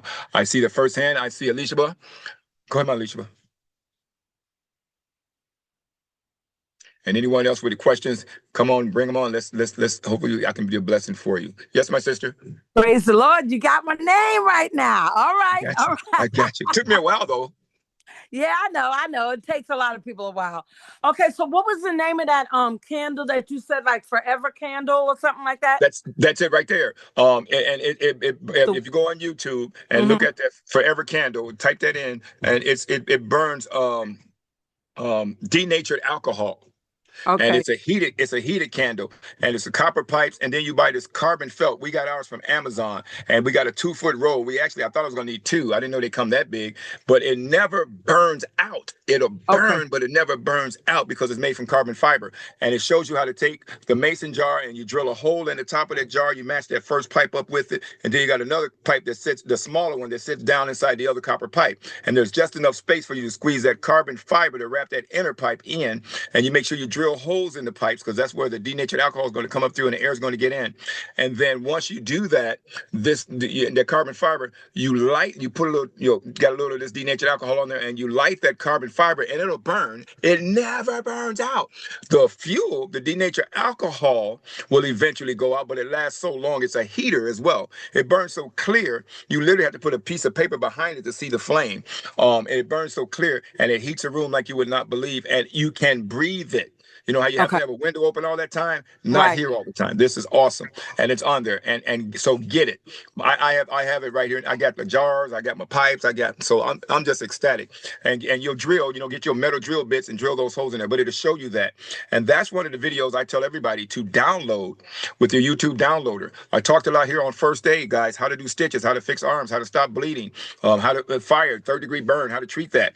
All these things we can put on our YouTube downloader. And then when we get those Faraday bags where we store your hard drive and laptop and stuff in that you're not going to use, that's a sacrifice you need to make. Have your laptop and hard drive and another cell phone or tablet that you're not going to touch because it'll save your life later. If you think ahead, if you prepare, because if something happens, you can grab that in that Faraday bag and you can hit the road and you can pull all that out and have how to get food, how to do this, how to forage. Okay, what mushrooms are good if you eat mushroom? Well, I like mushrooms, some of them. But if you, but you'll know how to do things because you download it. If you forgot, you didn't store it in your head. You did store it on a hard drive. So I tell everybody, get you a YouTube downloader software, your external hard drive, and download this stuff. So you have that Forever Candles there. And the other thing is, I never find out, how do I see the recordings? You said just go to the website. I mean, Yep, go to our ministry and look under the. We got it under video pieces under we got a whole video turntable right there, and you can just click it, and the videos all pop up. Everything's there. Okay, great. A Thank carousel. you. My wife there's a video carousel she designed to put on there, so you can see all that. So everything would be there. Okay, great. Thanks. The website is therearepeople.org. For you that don't know it, there are people over there. There are people in need and a God that can help. That's our ministry. So therearepeople.org. Tess, I see you. Go ahead. Okay, thank you so much. You always motivate me, inspire me as well. I was thinking of getting a fire pit for outdoor cooking. And is there something better, or what are your thoughts on that? No, a fire pit is awesome, but I'm gonna tell you a lot of things are good for outdoor cooking. A regular barbecue grill. My wife said, "Why are we taking these grills? We don't eat meat." I'm saying I'm taking these grills because these grills are heaters, and you can cook some corn, and you can cook some things on these grills, and they become a lot of things. But a grill, and then there's the cinder blocks where you can make. I'll go on YouTube as well, where you can make these rocket stoves. And one of the first things we did, matter of fact, one of the first big cookings we did was on our country property was set up the cinder blocks and made a rocket stove, and I canned a whole bunch of tomatoes and peppers from our farm, from our 40-acre farm down in Beloit, because we now moved 44 hours away up in the Northwoods where we live now. And one of the first things I did was canned a lot of those tomatoes and peppers and made a nice seasoned sauce. So you can cook live right on a rocket stove. You can cook live on a grill. You can cook live on a fire pit. Absolutely. Okay. And very good. And the grow bags, do you keep them on the outside or are they to be in the inside the house? The grow bags that you're actually growing veggies in, Yeah. it depends on the weather. If the weather permits, you can put those outside. If you got space inside in an area that's nice and neat, because you're gonna have water coming out and all those kinds of things, they need sunlight, all those kinds of things. You can do your greenhouse that kind of way as well. I'm gonna tell you something else I bought that's real key. If some people can't afford a greenhouse, but they're really cheap. There are a lot of them now that you can put up wind tunnels and all those kinds of things. There's grants for those too. And then I ordered from govplanet.com. I ordered some military tents, and they came with these big, giant, heavy-duty A-frames that's just as wide as a two-car garage. And you can order plastic to go over those and turn those into major greenhouses that won't blow over. And I got some of those. So there's lots of things you can do with those bags. You can do them outside, you can do them inside. And then one young lady talked about something was taking the burlap sack bags and put those in your regular laundry carts. I mean your laundry baskets. And stops all the dirt from leaking out, but you can grow all your veggies in there as well. So you can use burlap sack bags and regular laundry baskets for planting as well. Okay. Thank you. You're welcome. Matthew, how are you, brother? Matthew Diavila, I see you. I see you. Go ahead. Hello, brother Kevin. Hello, brothers and sisters. Hey, my brother. God bless you. That's my fellow Chicagoan, everybody. They're in Chicago. Go ahead, Matthew. Yes. What I was going to say. We got to get you guys out that Well, it's city. not. Huh? I said we got to get you guys out of that city. Yes, really, really do. But I just wanted to say I don't have a question, but I just want to say, thank you all so much, and you know what? Thank God that I've been learning different things, cooking things, and also like Brother Kevin said, like saving the seeds. Like I can show you on the camera. Like if you ever go to the grocery store, buy fruits or vegetables, or even like nuts too, which is very important. Some of the nuts could be also like seeds that can grow in your garden or your acres of land. Here, I'm just gonna show you on the video real quick. We need to stock up now. We need to stock up, Yeah. Matthew. There you go. Like see this, like pumpkin seeds, Yes, sir. and there's some like some other seeds that we saved too, like cantaloupes. Did you see? Yes, sir. You stocking up. That's what I'm talking about. Yep. Now, listen, he's in the But, city. Thank you. Go ahead. but you know what? I thank God for that.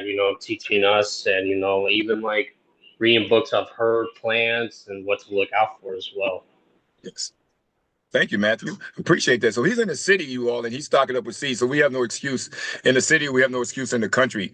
We need to get busy. Again, if you're buying all this cantaloupe and organic fruits, if you know it's organic, save those seeds. Try them out. Save those seeds. What a bargaining tool. What a bartering tool. And then what a help for everybody else. And then that's sustainability. Because as you move to your land, one of the first things you do is really get to planting. So that, by the time you get some work done, you turn around, you got food right there. It's awesome. It's an awesome feeling for you to know that growth up out of the ground, God is taking care of you. I see Pauline, then I see Kay. Yes, good evening, everyone. Hi, Brother Kevin. Hey, my sister.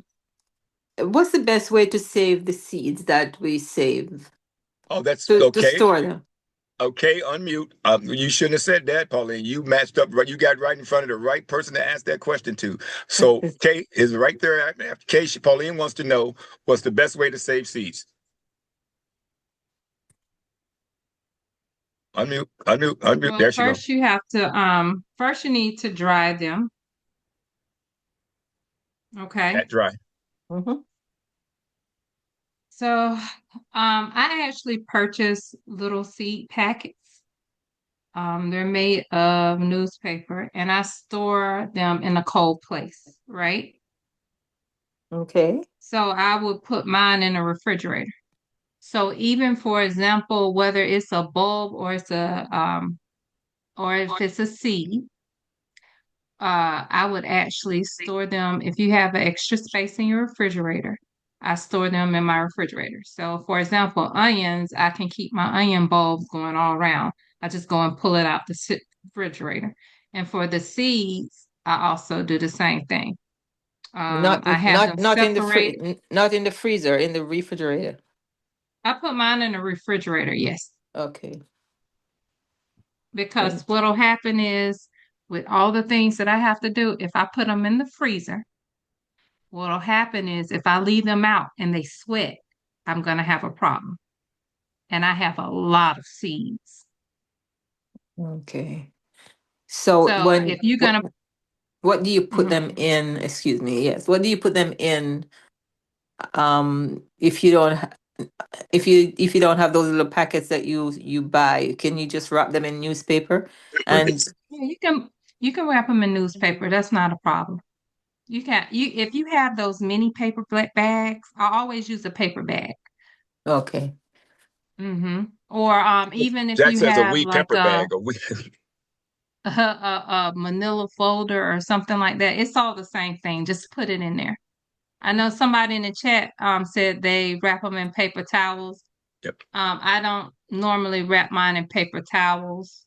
I normally just use the paper, just the regular paper, and I label everything.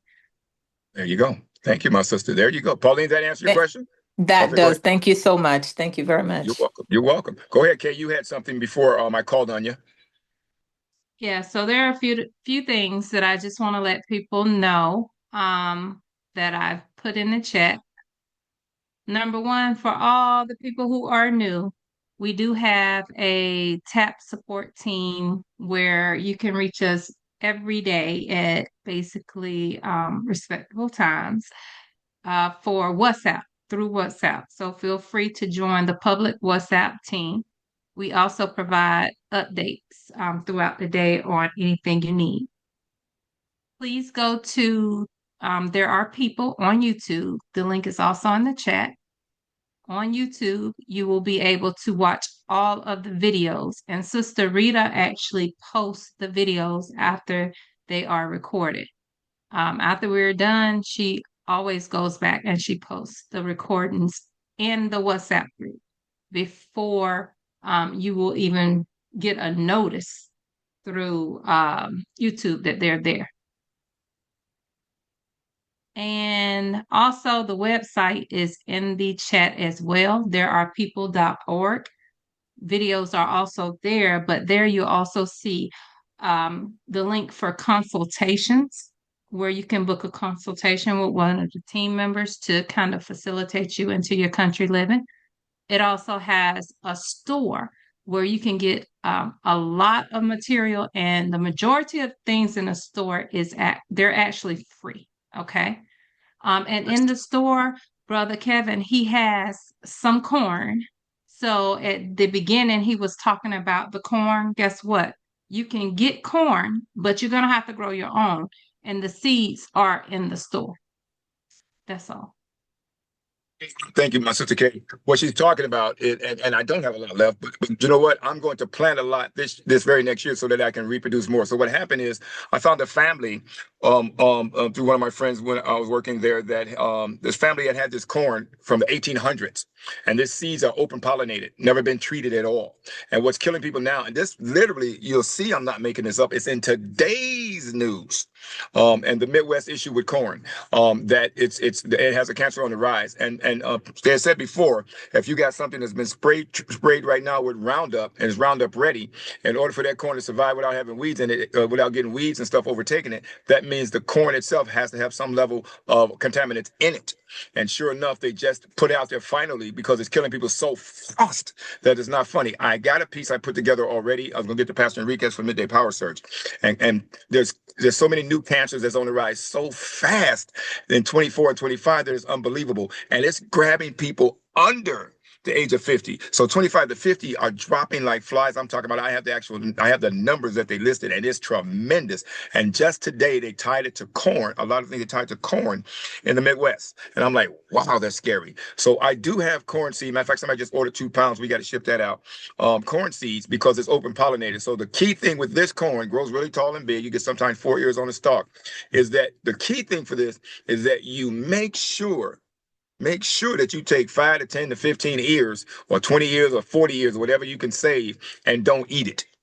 Save it, let it dry out, and then you'll never be hungry again, because these are open pollinated seeds. If you buy Roundup Ready corn and all these other corns that you get from everybody else, and you go to plant the seeds that they dried out, they won't grow. They'll be sterile. The plant comes up and goes, bleh, and they're sterile. They won't produce. And that's why Roundup Ready and Monsanto make you sign an agreement that you won't replant their corn seeds. Okay. So this is food, is sustenance. And you can do everything with it. So I do have some of that left. I think we got about maybe, I'm going to say maybe 40 pounds or so of that left that we're going to sell. And that I found also when I went to make that corn purchase from this gentleman, they lost a farm. They literally lost a family farm. And this had been in their family for a long time. He said, could I just keep a bowl of it? Also, I got to end up with a half a sack of black wheat from the 16th century, from the 1500s. It came over on the boat. And I got a half a bag of that, half a sack of that. I haven't even planted it, shared it, did anything with it yet, because it's the real wheat. Again, no, you won't have a gluten issue with this kind of thing, nothing like that. But this corn is awesome. But when I just read that today, it really shocked me, Kay. And I wasn't thinking about the corn we had. I was thinking about the corn that we was eating, that we were getting at the store, because they had 5 ears for $3, and I throw them on the grill all the time. And this really took me by storm. So we plant our own corn, and we're good to go. So thank you for that, Kay. All right, Pauline, I see your hand up again. Then I see Kay's hand up again. Then I see the Verrett family's here. Took y'all long enough, Verrett family. Y'all was late. I was about ready to mark y'all tardy. I Go ahead, Pauline. forgot to lower my hand. But still, since you're on the topic of corn, though I don't know if you know those corn that you buy from the Amish people. They are like for popcorn. Are Yes. we able to replant those? Yes, there's seed you can buy for popcorn. There's various heirloom websites that have good corn. You do want that. Where the problem came with this one is every year in those same fields they spraying this Roundup Ready. You don't get no weeds. I see this firsthand. You get no weeds. Your corn just growing like bam. It made some of my corn before I started planting my own seeds. I was planting, or before I started planting the corn we received, I was planting other corn, and we didn't do any chemicals. So everybody else around it was planting chemicals. Their corn jump up like Goliath over David, and I'm like, whoa. And now we're finding out the issues with that in cancer. You don't have to take my word for it. Look it up today. As I'm talking to you, it came out today. I'm like, look at that. And they literally named states, and it was a shocker. So I did download that. And it's outstanding. But yeah, the corn seeds the Amish have, the Amish won't use those kinds of chemicals. Amish won't use them.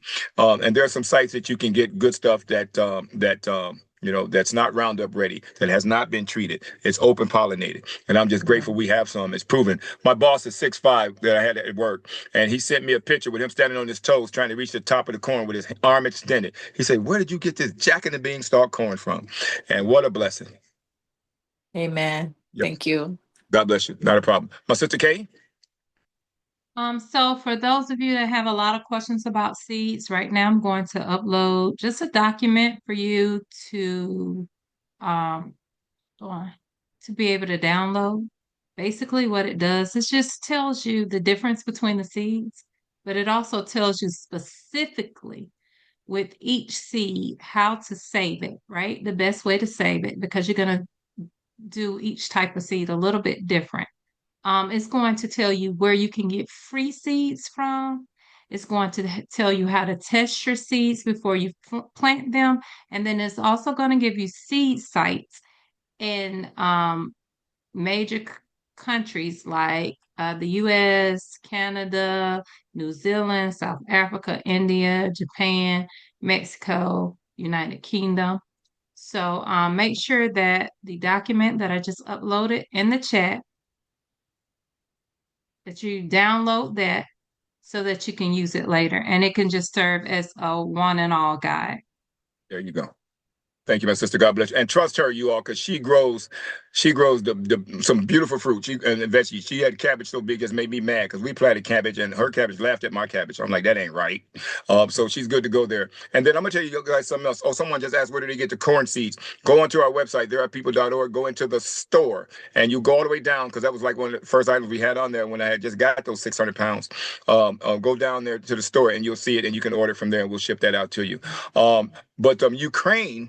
What people don't know about Ukraine, and one of the reasons they were attacked, is Ukraine was the breadbasket. Ukraine was sending grains and seeds and everything all over the world. And then the Netherlands was the number one place. The Netherlands was the number one place from seeds. And they tried, those things they're trying to stop. And then now they're growing produce here, as you guys see, without seeds. What could be the only reason for you growing produce without seeds? You have to go out of your way to genetically modify a fruit and or a vegetable not to produce a seed. Tell me that ain't evil. That's the devil. And then when you call yourself eating that by accident, you eat some of that stuff and it's rubber and chew it like bubblegum. Since when does watermelon chew like bubblegum? Or grapes, and now you got grapes called cotton candy grapes and all kinds of things, and they're deformed and horrible looking. So be careful what you eat. When that came out today, it shocked me because they finally admitted, because people were dying too fast, but we already knew something was wrong. And it's just so much going on now. But we have to be aware. Okay, so we need open pollinated, we need heirloom, we need good seeds. So, and then follow my sister's Kay's instructions. She got a lot of great things there for you, okay? And show you guys how to plant. Brother Verrett, then I see Betty. Which one? Brother and Sister Verrett. Come on, bring the heat. Are you gonna turn yours down, huh? What's going on, bro? Everything is good. Our God is awesome, my brother. And you see, we prayed as a team and we prayed as a family and we prayed. And then some of the states have already issuing this. But in the event they had not, we know what's coming and we know it's still coming later. So hopefully this is a wake up call for our brothers to get right and sisters get ready. We got our backpacks and we're ready to run down the road if we have to. So now you want to come to Wisconsin, don't you? Hey, tell me. Listen, Yes. First of all, I'm not going to laud you in front of everybody, but you still owe us a pack of seeds. It's in the mail. Literally, you have a tracking number for yours, so yours is good. Your cord covered. Okay. I'm glad with that. One. No, we mailed yours. We were down in Beloit. That was one of the biggest things we do because we had to go by the post office. So we took yours right indoor. But let me know if you don't get that tomorrow. Okay. And one thing, you and I, we need to get together and talk about a travel trailer, not the fifth wheel. Correct. But you and I need to strategize because we're thinking, and I'm saying this so everyone else can think in that direction too, just to get some property to get out. Yes, sir. Have a trailer, stay there, and then if you want to, buy a manufactured home or start building one or whatever. But we're I'm gonna talk with my sweetheart, my better half over here, and we're going to talk about it afterwards. But Absolutely. I think I want us to get together and talk about that.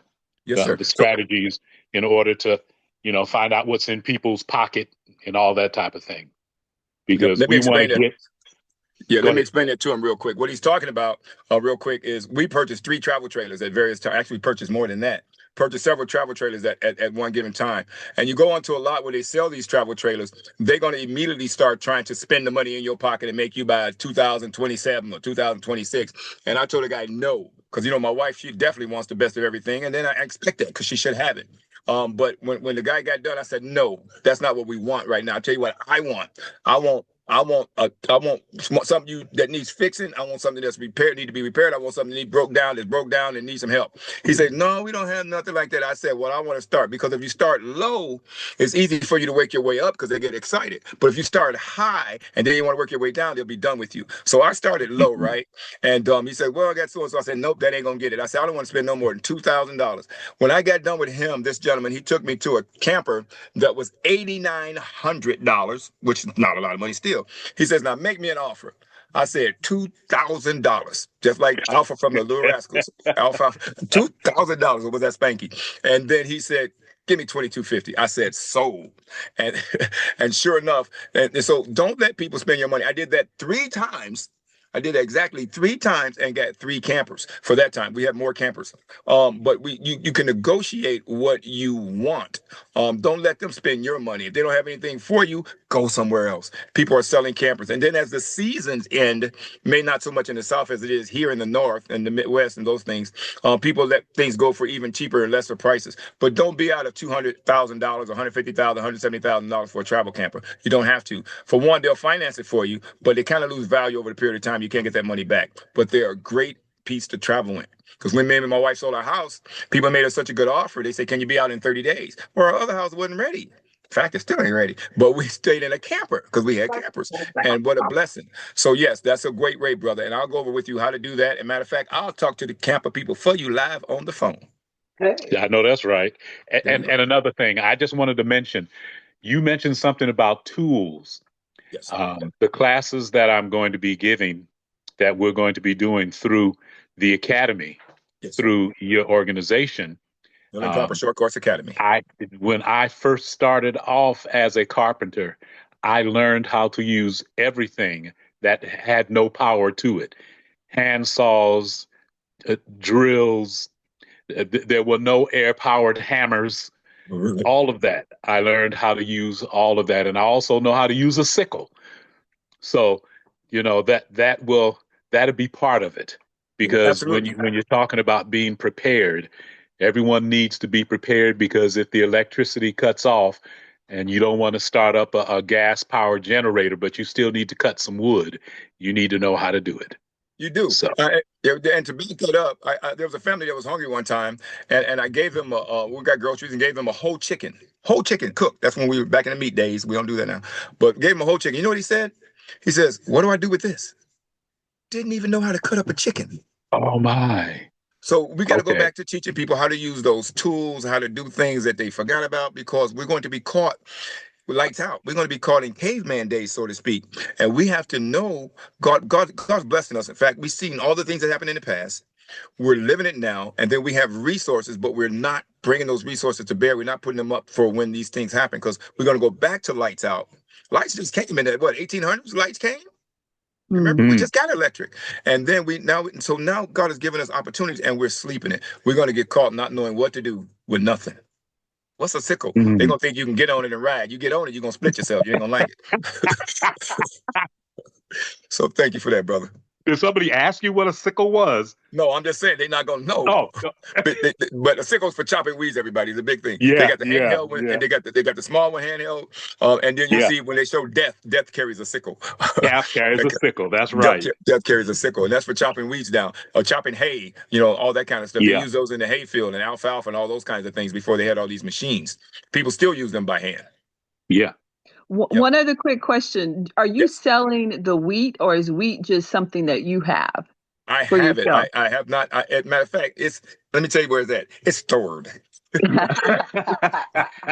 No, I have a half a bag of that wheat, and Okay. it's stored. I got a nice little seed safe too as well, a seed vault, because those are things we just prepare for. Yeah. Yeah, that And makes then, sense. now once we grow it, and get enough an abundance of it, God willing, then we'll market that. Or you guys just come by and give you some bread. You know how that is. We feed you. I know that's right. All right. Thank you. Well, thank you so much. You're welcome. God bless. Okay, now, did your wife have anything else, or is Betty's turn? Betty, there you are, Betty. How are you? Betty, you disappeared on me. She disappeared on me. So, anybody else got any questions? Anything you guys need to know? So, there's a lot going on. Hey, I'm here. I'm Yes, here, ma'am. sweetie. Go Okay. ahead. So I'm going to get 3 things right off the bat here in the Yes. next couple of days.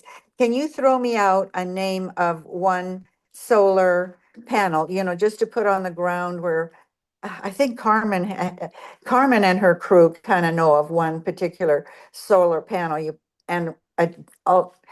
you have a particular name for? I do not. Check with Carmen Keith. Matter of fact, I'll be speaking on their event on on Sabbath night. I think 6 Central. I'll be speaking with her. But check with Carmen, because she knows more particular names. But there's so many. Honestly, you can go to Amazon and pick up a whole little solar kit that you can put right on the ground in a heartbeat. Yeah. But there's various names and things like that. And then you can also buy them wholesale. That's one of the things we show you if you're using thomasnet it lists every manufacturer in the United States and Canada. So you can find all the manufacturers of solar panels too and see who gives you the best price. Yeah. And then Amazon has some views and things that you can do when you know what kind of space you're trying to, provide energy to, how much wattage you need, what all you're trying to run. That's going to determine what all you need. And if you need inverters, converters, that kinds of stuff, storage for electricity, all those kinds of things. So just it's easy. Amazon, Google, they'll all give you something. And just take a look at the ratings. Go on YouTube and ask them what kind do I need for X amount of property, and they'll hook you up as well. And then I think somebody got that. They said Umpus. Looks like OUPES has affordable power, affordable solar stuff for you. So Umpus Power, that's something for you there. Yeah, and has anybody figured out where's a good source for like mason jars? Is anybody ordering mason jars from a particular source for a Okay, reason? typically shipping is usually what gets you, unless you order in a truckload. Honestly, unless you order in a truckload, you typically just go right. It's cheaper. It's going to be cheaper to go to the big box store. Unless you order in a truckload, just go right to the big Okay, box store because there'd be anywhere from $9 a case to like $12.99 a case of 12 or 10, depends on how many come in there. But by the time you order them from somewhere else, they'll charge you the weight and then the distance that they need to yeah, come. But there's a bunch of mason jars. You can go right to their websites again. And again, thomasnet.com has a place. And I'm sure my sister Kate's going to tell you in a minute, she has a place. But when I figured the cost and all this kind of fun stuff for distance and travel because of where we are in the country and what it costs. By fact, by the time pineapples get to us, they're too old. They've got a brown on the inside. So I like yeah. where we are. But Well, you want to go ahead and buy those at the big box store in bulk and just be done with them, which is what I did recently. So I got a storage here. I got those stored up right now as well. I just bought those for those candles I was telling you all about. okay, so how do we get in touch with Sister Kate? She K I'm K A Y. here. She's there. She's right there right now. She's going to put her info in the app. But I'm gonna let her talk right now. Go ahead, Yeah, Kate. okay, Kay, what's So, your phone number, please? okay, give me just 1 minute. If you click the link in the chat, Uh-huh. I put the power what's it called Compass. solar generator that Carmen uses. Oh, okay, She actually gave us like on-hand training with it when she had hosted the camp meeting at the end of September, beginning of October. okay. But Okay, so make sure Kay, you click that. okay, click. And You know what? I have an iPad that shows mhm, up good with all this information. Right now, I'm on this phone and it's not cooperating with me I see the chat, but I can't push it up and down to get okay, information. So if you please share your phone number, then I won't take advantage, but I would like to speak with you private. okay, it's 678. 678.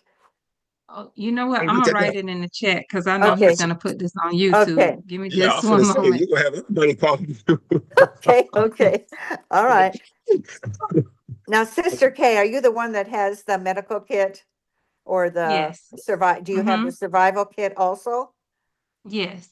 Okay, So I see, want to answer, I want to tell you guys something really quickly about the mason jars. Right okay, now is a good time to get mason jars, right? okay, Because you want to wait till they go on sale. But yes, if you're already in a rural area, you're not going to just go in and get a mason jar, especially when they go on sale. yeah, My hot spots, I'll give you my secrets because I have okay, so many. okay. Sam's Club has them. I don't know if you guys knew that Sam Club actually has them. And at this time they're on clearance and they're going out, right? Oh, Another place okay, that has them would be Target. I get a okay. lot of good sales at Target. I Mm-hmm. go to City Target. So I make sure when I go to places like Atlanta, I'll go to the city parts and I'll get my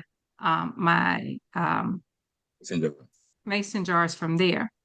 Mm-hmm. Someone put in there, you can get them from Walmart. If you're just buying them in season, Walmart would be cheap. You Mm-hmm. could also go to a place called Azure Standard online, and you Yes, could order in bulk. They're a little bit cheaper than Walmart, but you have to go to a stop to pick them up I know. physically. I'm on that list. I'm picking up on next week I'm picking up. I know that one. Thank you. Okay. Okay. Also, Now, when you go to Azure Standard, if you're doing anything with the gallon buckets, uh-huh. their lids are a lot cheaper there as well. You can buy lids in bulk for your 5 gallon buckets. which Yeah. makes the price come out cheaper as well. Right. And And Winkle hat. also, Go if you're in ahead. an area that has a Rural King is actually cheaper than Walmart as well. I Oh. don't know if anyone has one of those, but you can get canned the jars from there. The lids are cheaper, and the jars are cheaper. They're at least between $1 and $2, $2 cheaper than Walmart on a Oh, regular basis. Sister Kay, I see your phone number in the chat and I'm so blessed. Okay. And then I've got that figured out now. And then back to brother Kevin. Brother's One fine. last Brother. question. Is it good to take the money out of the bank now? I know you said invest in property, or RVs, but is it not good to leave anything in the bank right now? Let me say this. This has been on my heart, and I'm so glad you asked that question because I don't want to get anybody caught up in anything. But I'm going to tell you this. Thomas Jefferson, who was not the second president, in fact, he was the eighth president. They say George Washington was the first. He wasn't. He was Thomas Jefferson would have been the ninth then because there was other presidents before them. I'll tell you about that history later. But Thomas Jefferson said that the banks will destroy this nation. Mm. Banks are the reason behind the issues that we have. The reason why there's a penalty on your 401k and you can't use it is because they use it every single day. Mm-hmm. If this event had kicked in like it was going to kick in then and everything crashes, where does your 401k go? Mm-hmm. It disappears. It's Mm-hmm. gone. This phone do this. But somebody got it. So why does this phone do this? So, go ahead and mute that person. Somebody's talking there. Listen, your 401k, they use your money every day and tell you if you use it, you get a penalty. If this had went ahead just like it had planned to, and everything started shutting down on the first of next week, and everything started shutting down, your 401k was going to be gone, and you had the opportunity to use it, but you were scared you're going to get a penalty. Use your money, people. Get out of the cities. Okay. And So, then real quick, and then it's going to pay you back in equity in your home. In the yeah. event things don't go back, you get equity in your home immediately. So the penalty they were going to charge you while they're using your money and telling you they're going to give you a penalty on your own money, they're using it every single day. So, Let's not be so dumb for somebody else. Let's be dumb for no. nobody. Don't do it. So if I take the 401k out tomorrow, for instance, I'm going to pay a penalty, but it's worth taking it out, huh? If you're going, well, it's money that you can use and can help others. I just got to be Yeah. honest with you. If Uh-huh. your intent, and your intent is your money, first of all, it's not theirs. Uh-huh. So, and your intent is to use it wisely, not to just let it sit up there and go to ride. Uh-huh. Your intent, use it wisely. Get your land, be self-sustaining, get the things you need. Isn't that what your money is for? Yeah. Name me another reason that it's for, other than to help people and bless other people. Right. Maybe another reason that is for. But the banks are using your money. Yeah. So be self-sustaining now. And you care less about the bank because you're rich. And I was just telling my wife this yesterday. You know what it means to be rich? When you're on your own land, where you got food and water, sunshine and God, you're rich. What But else do you need?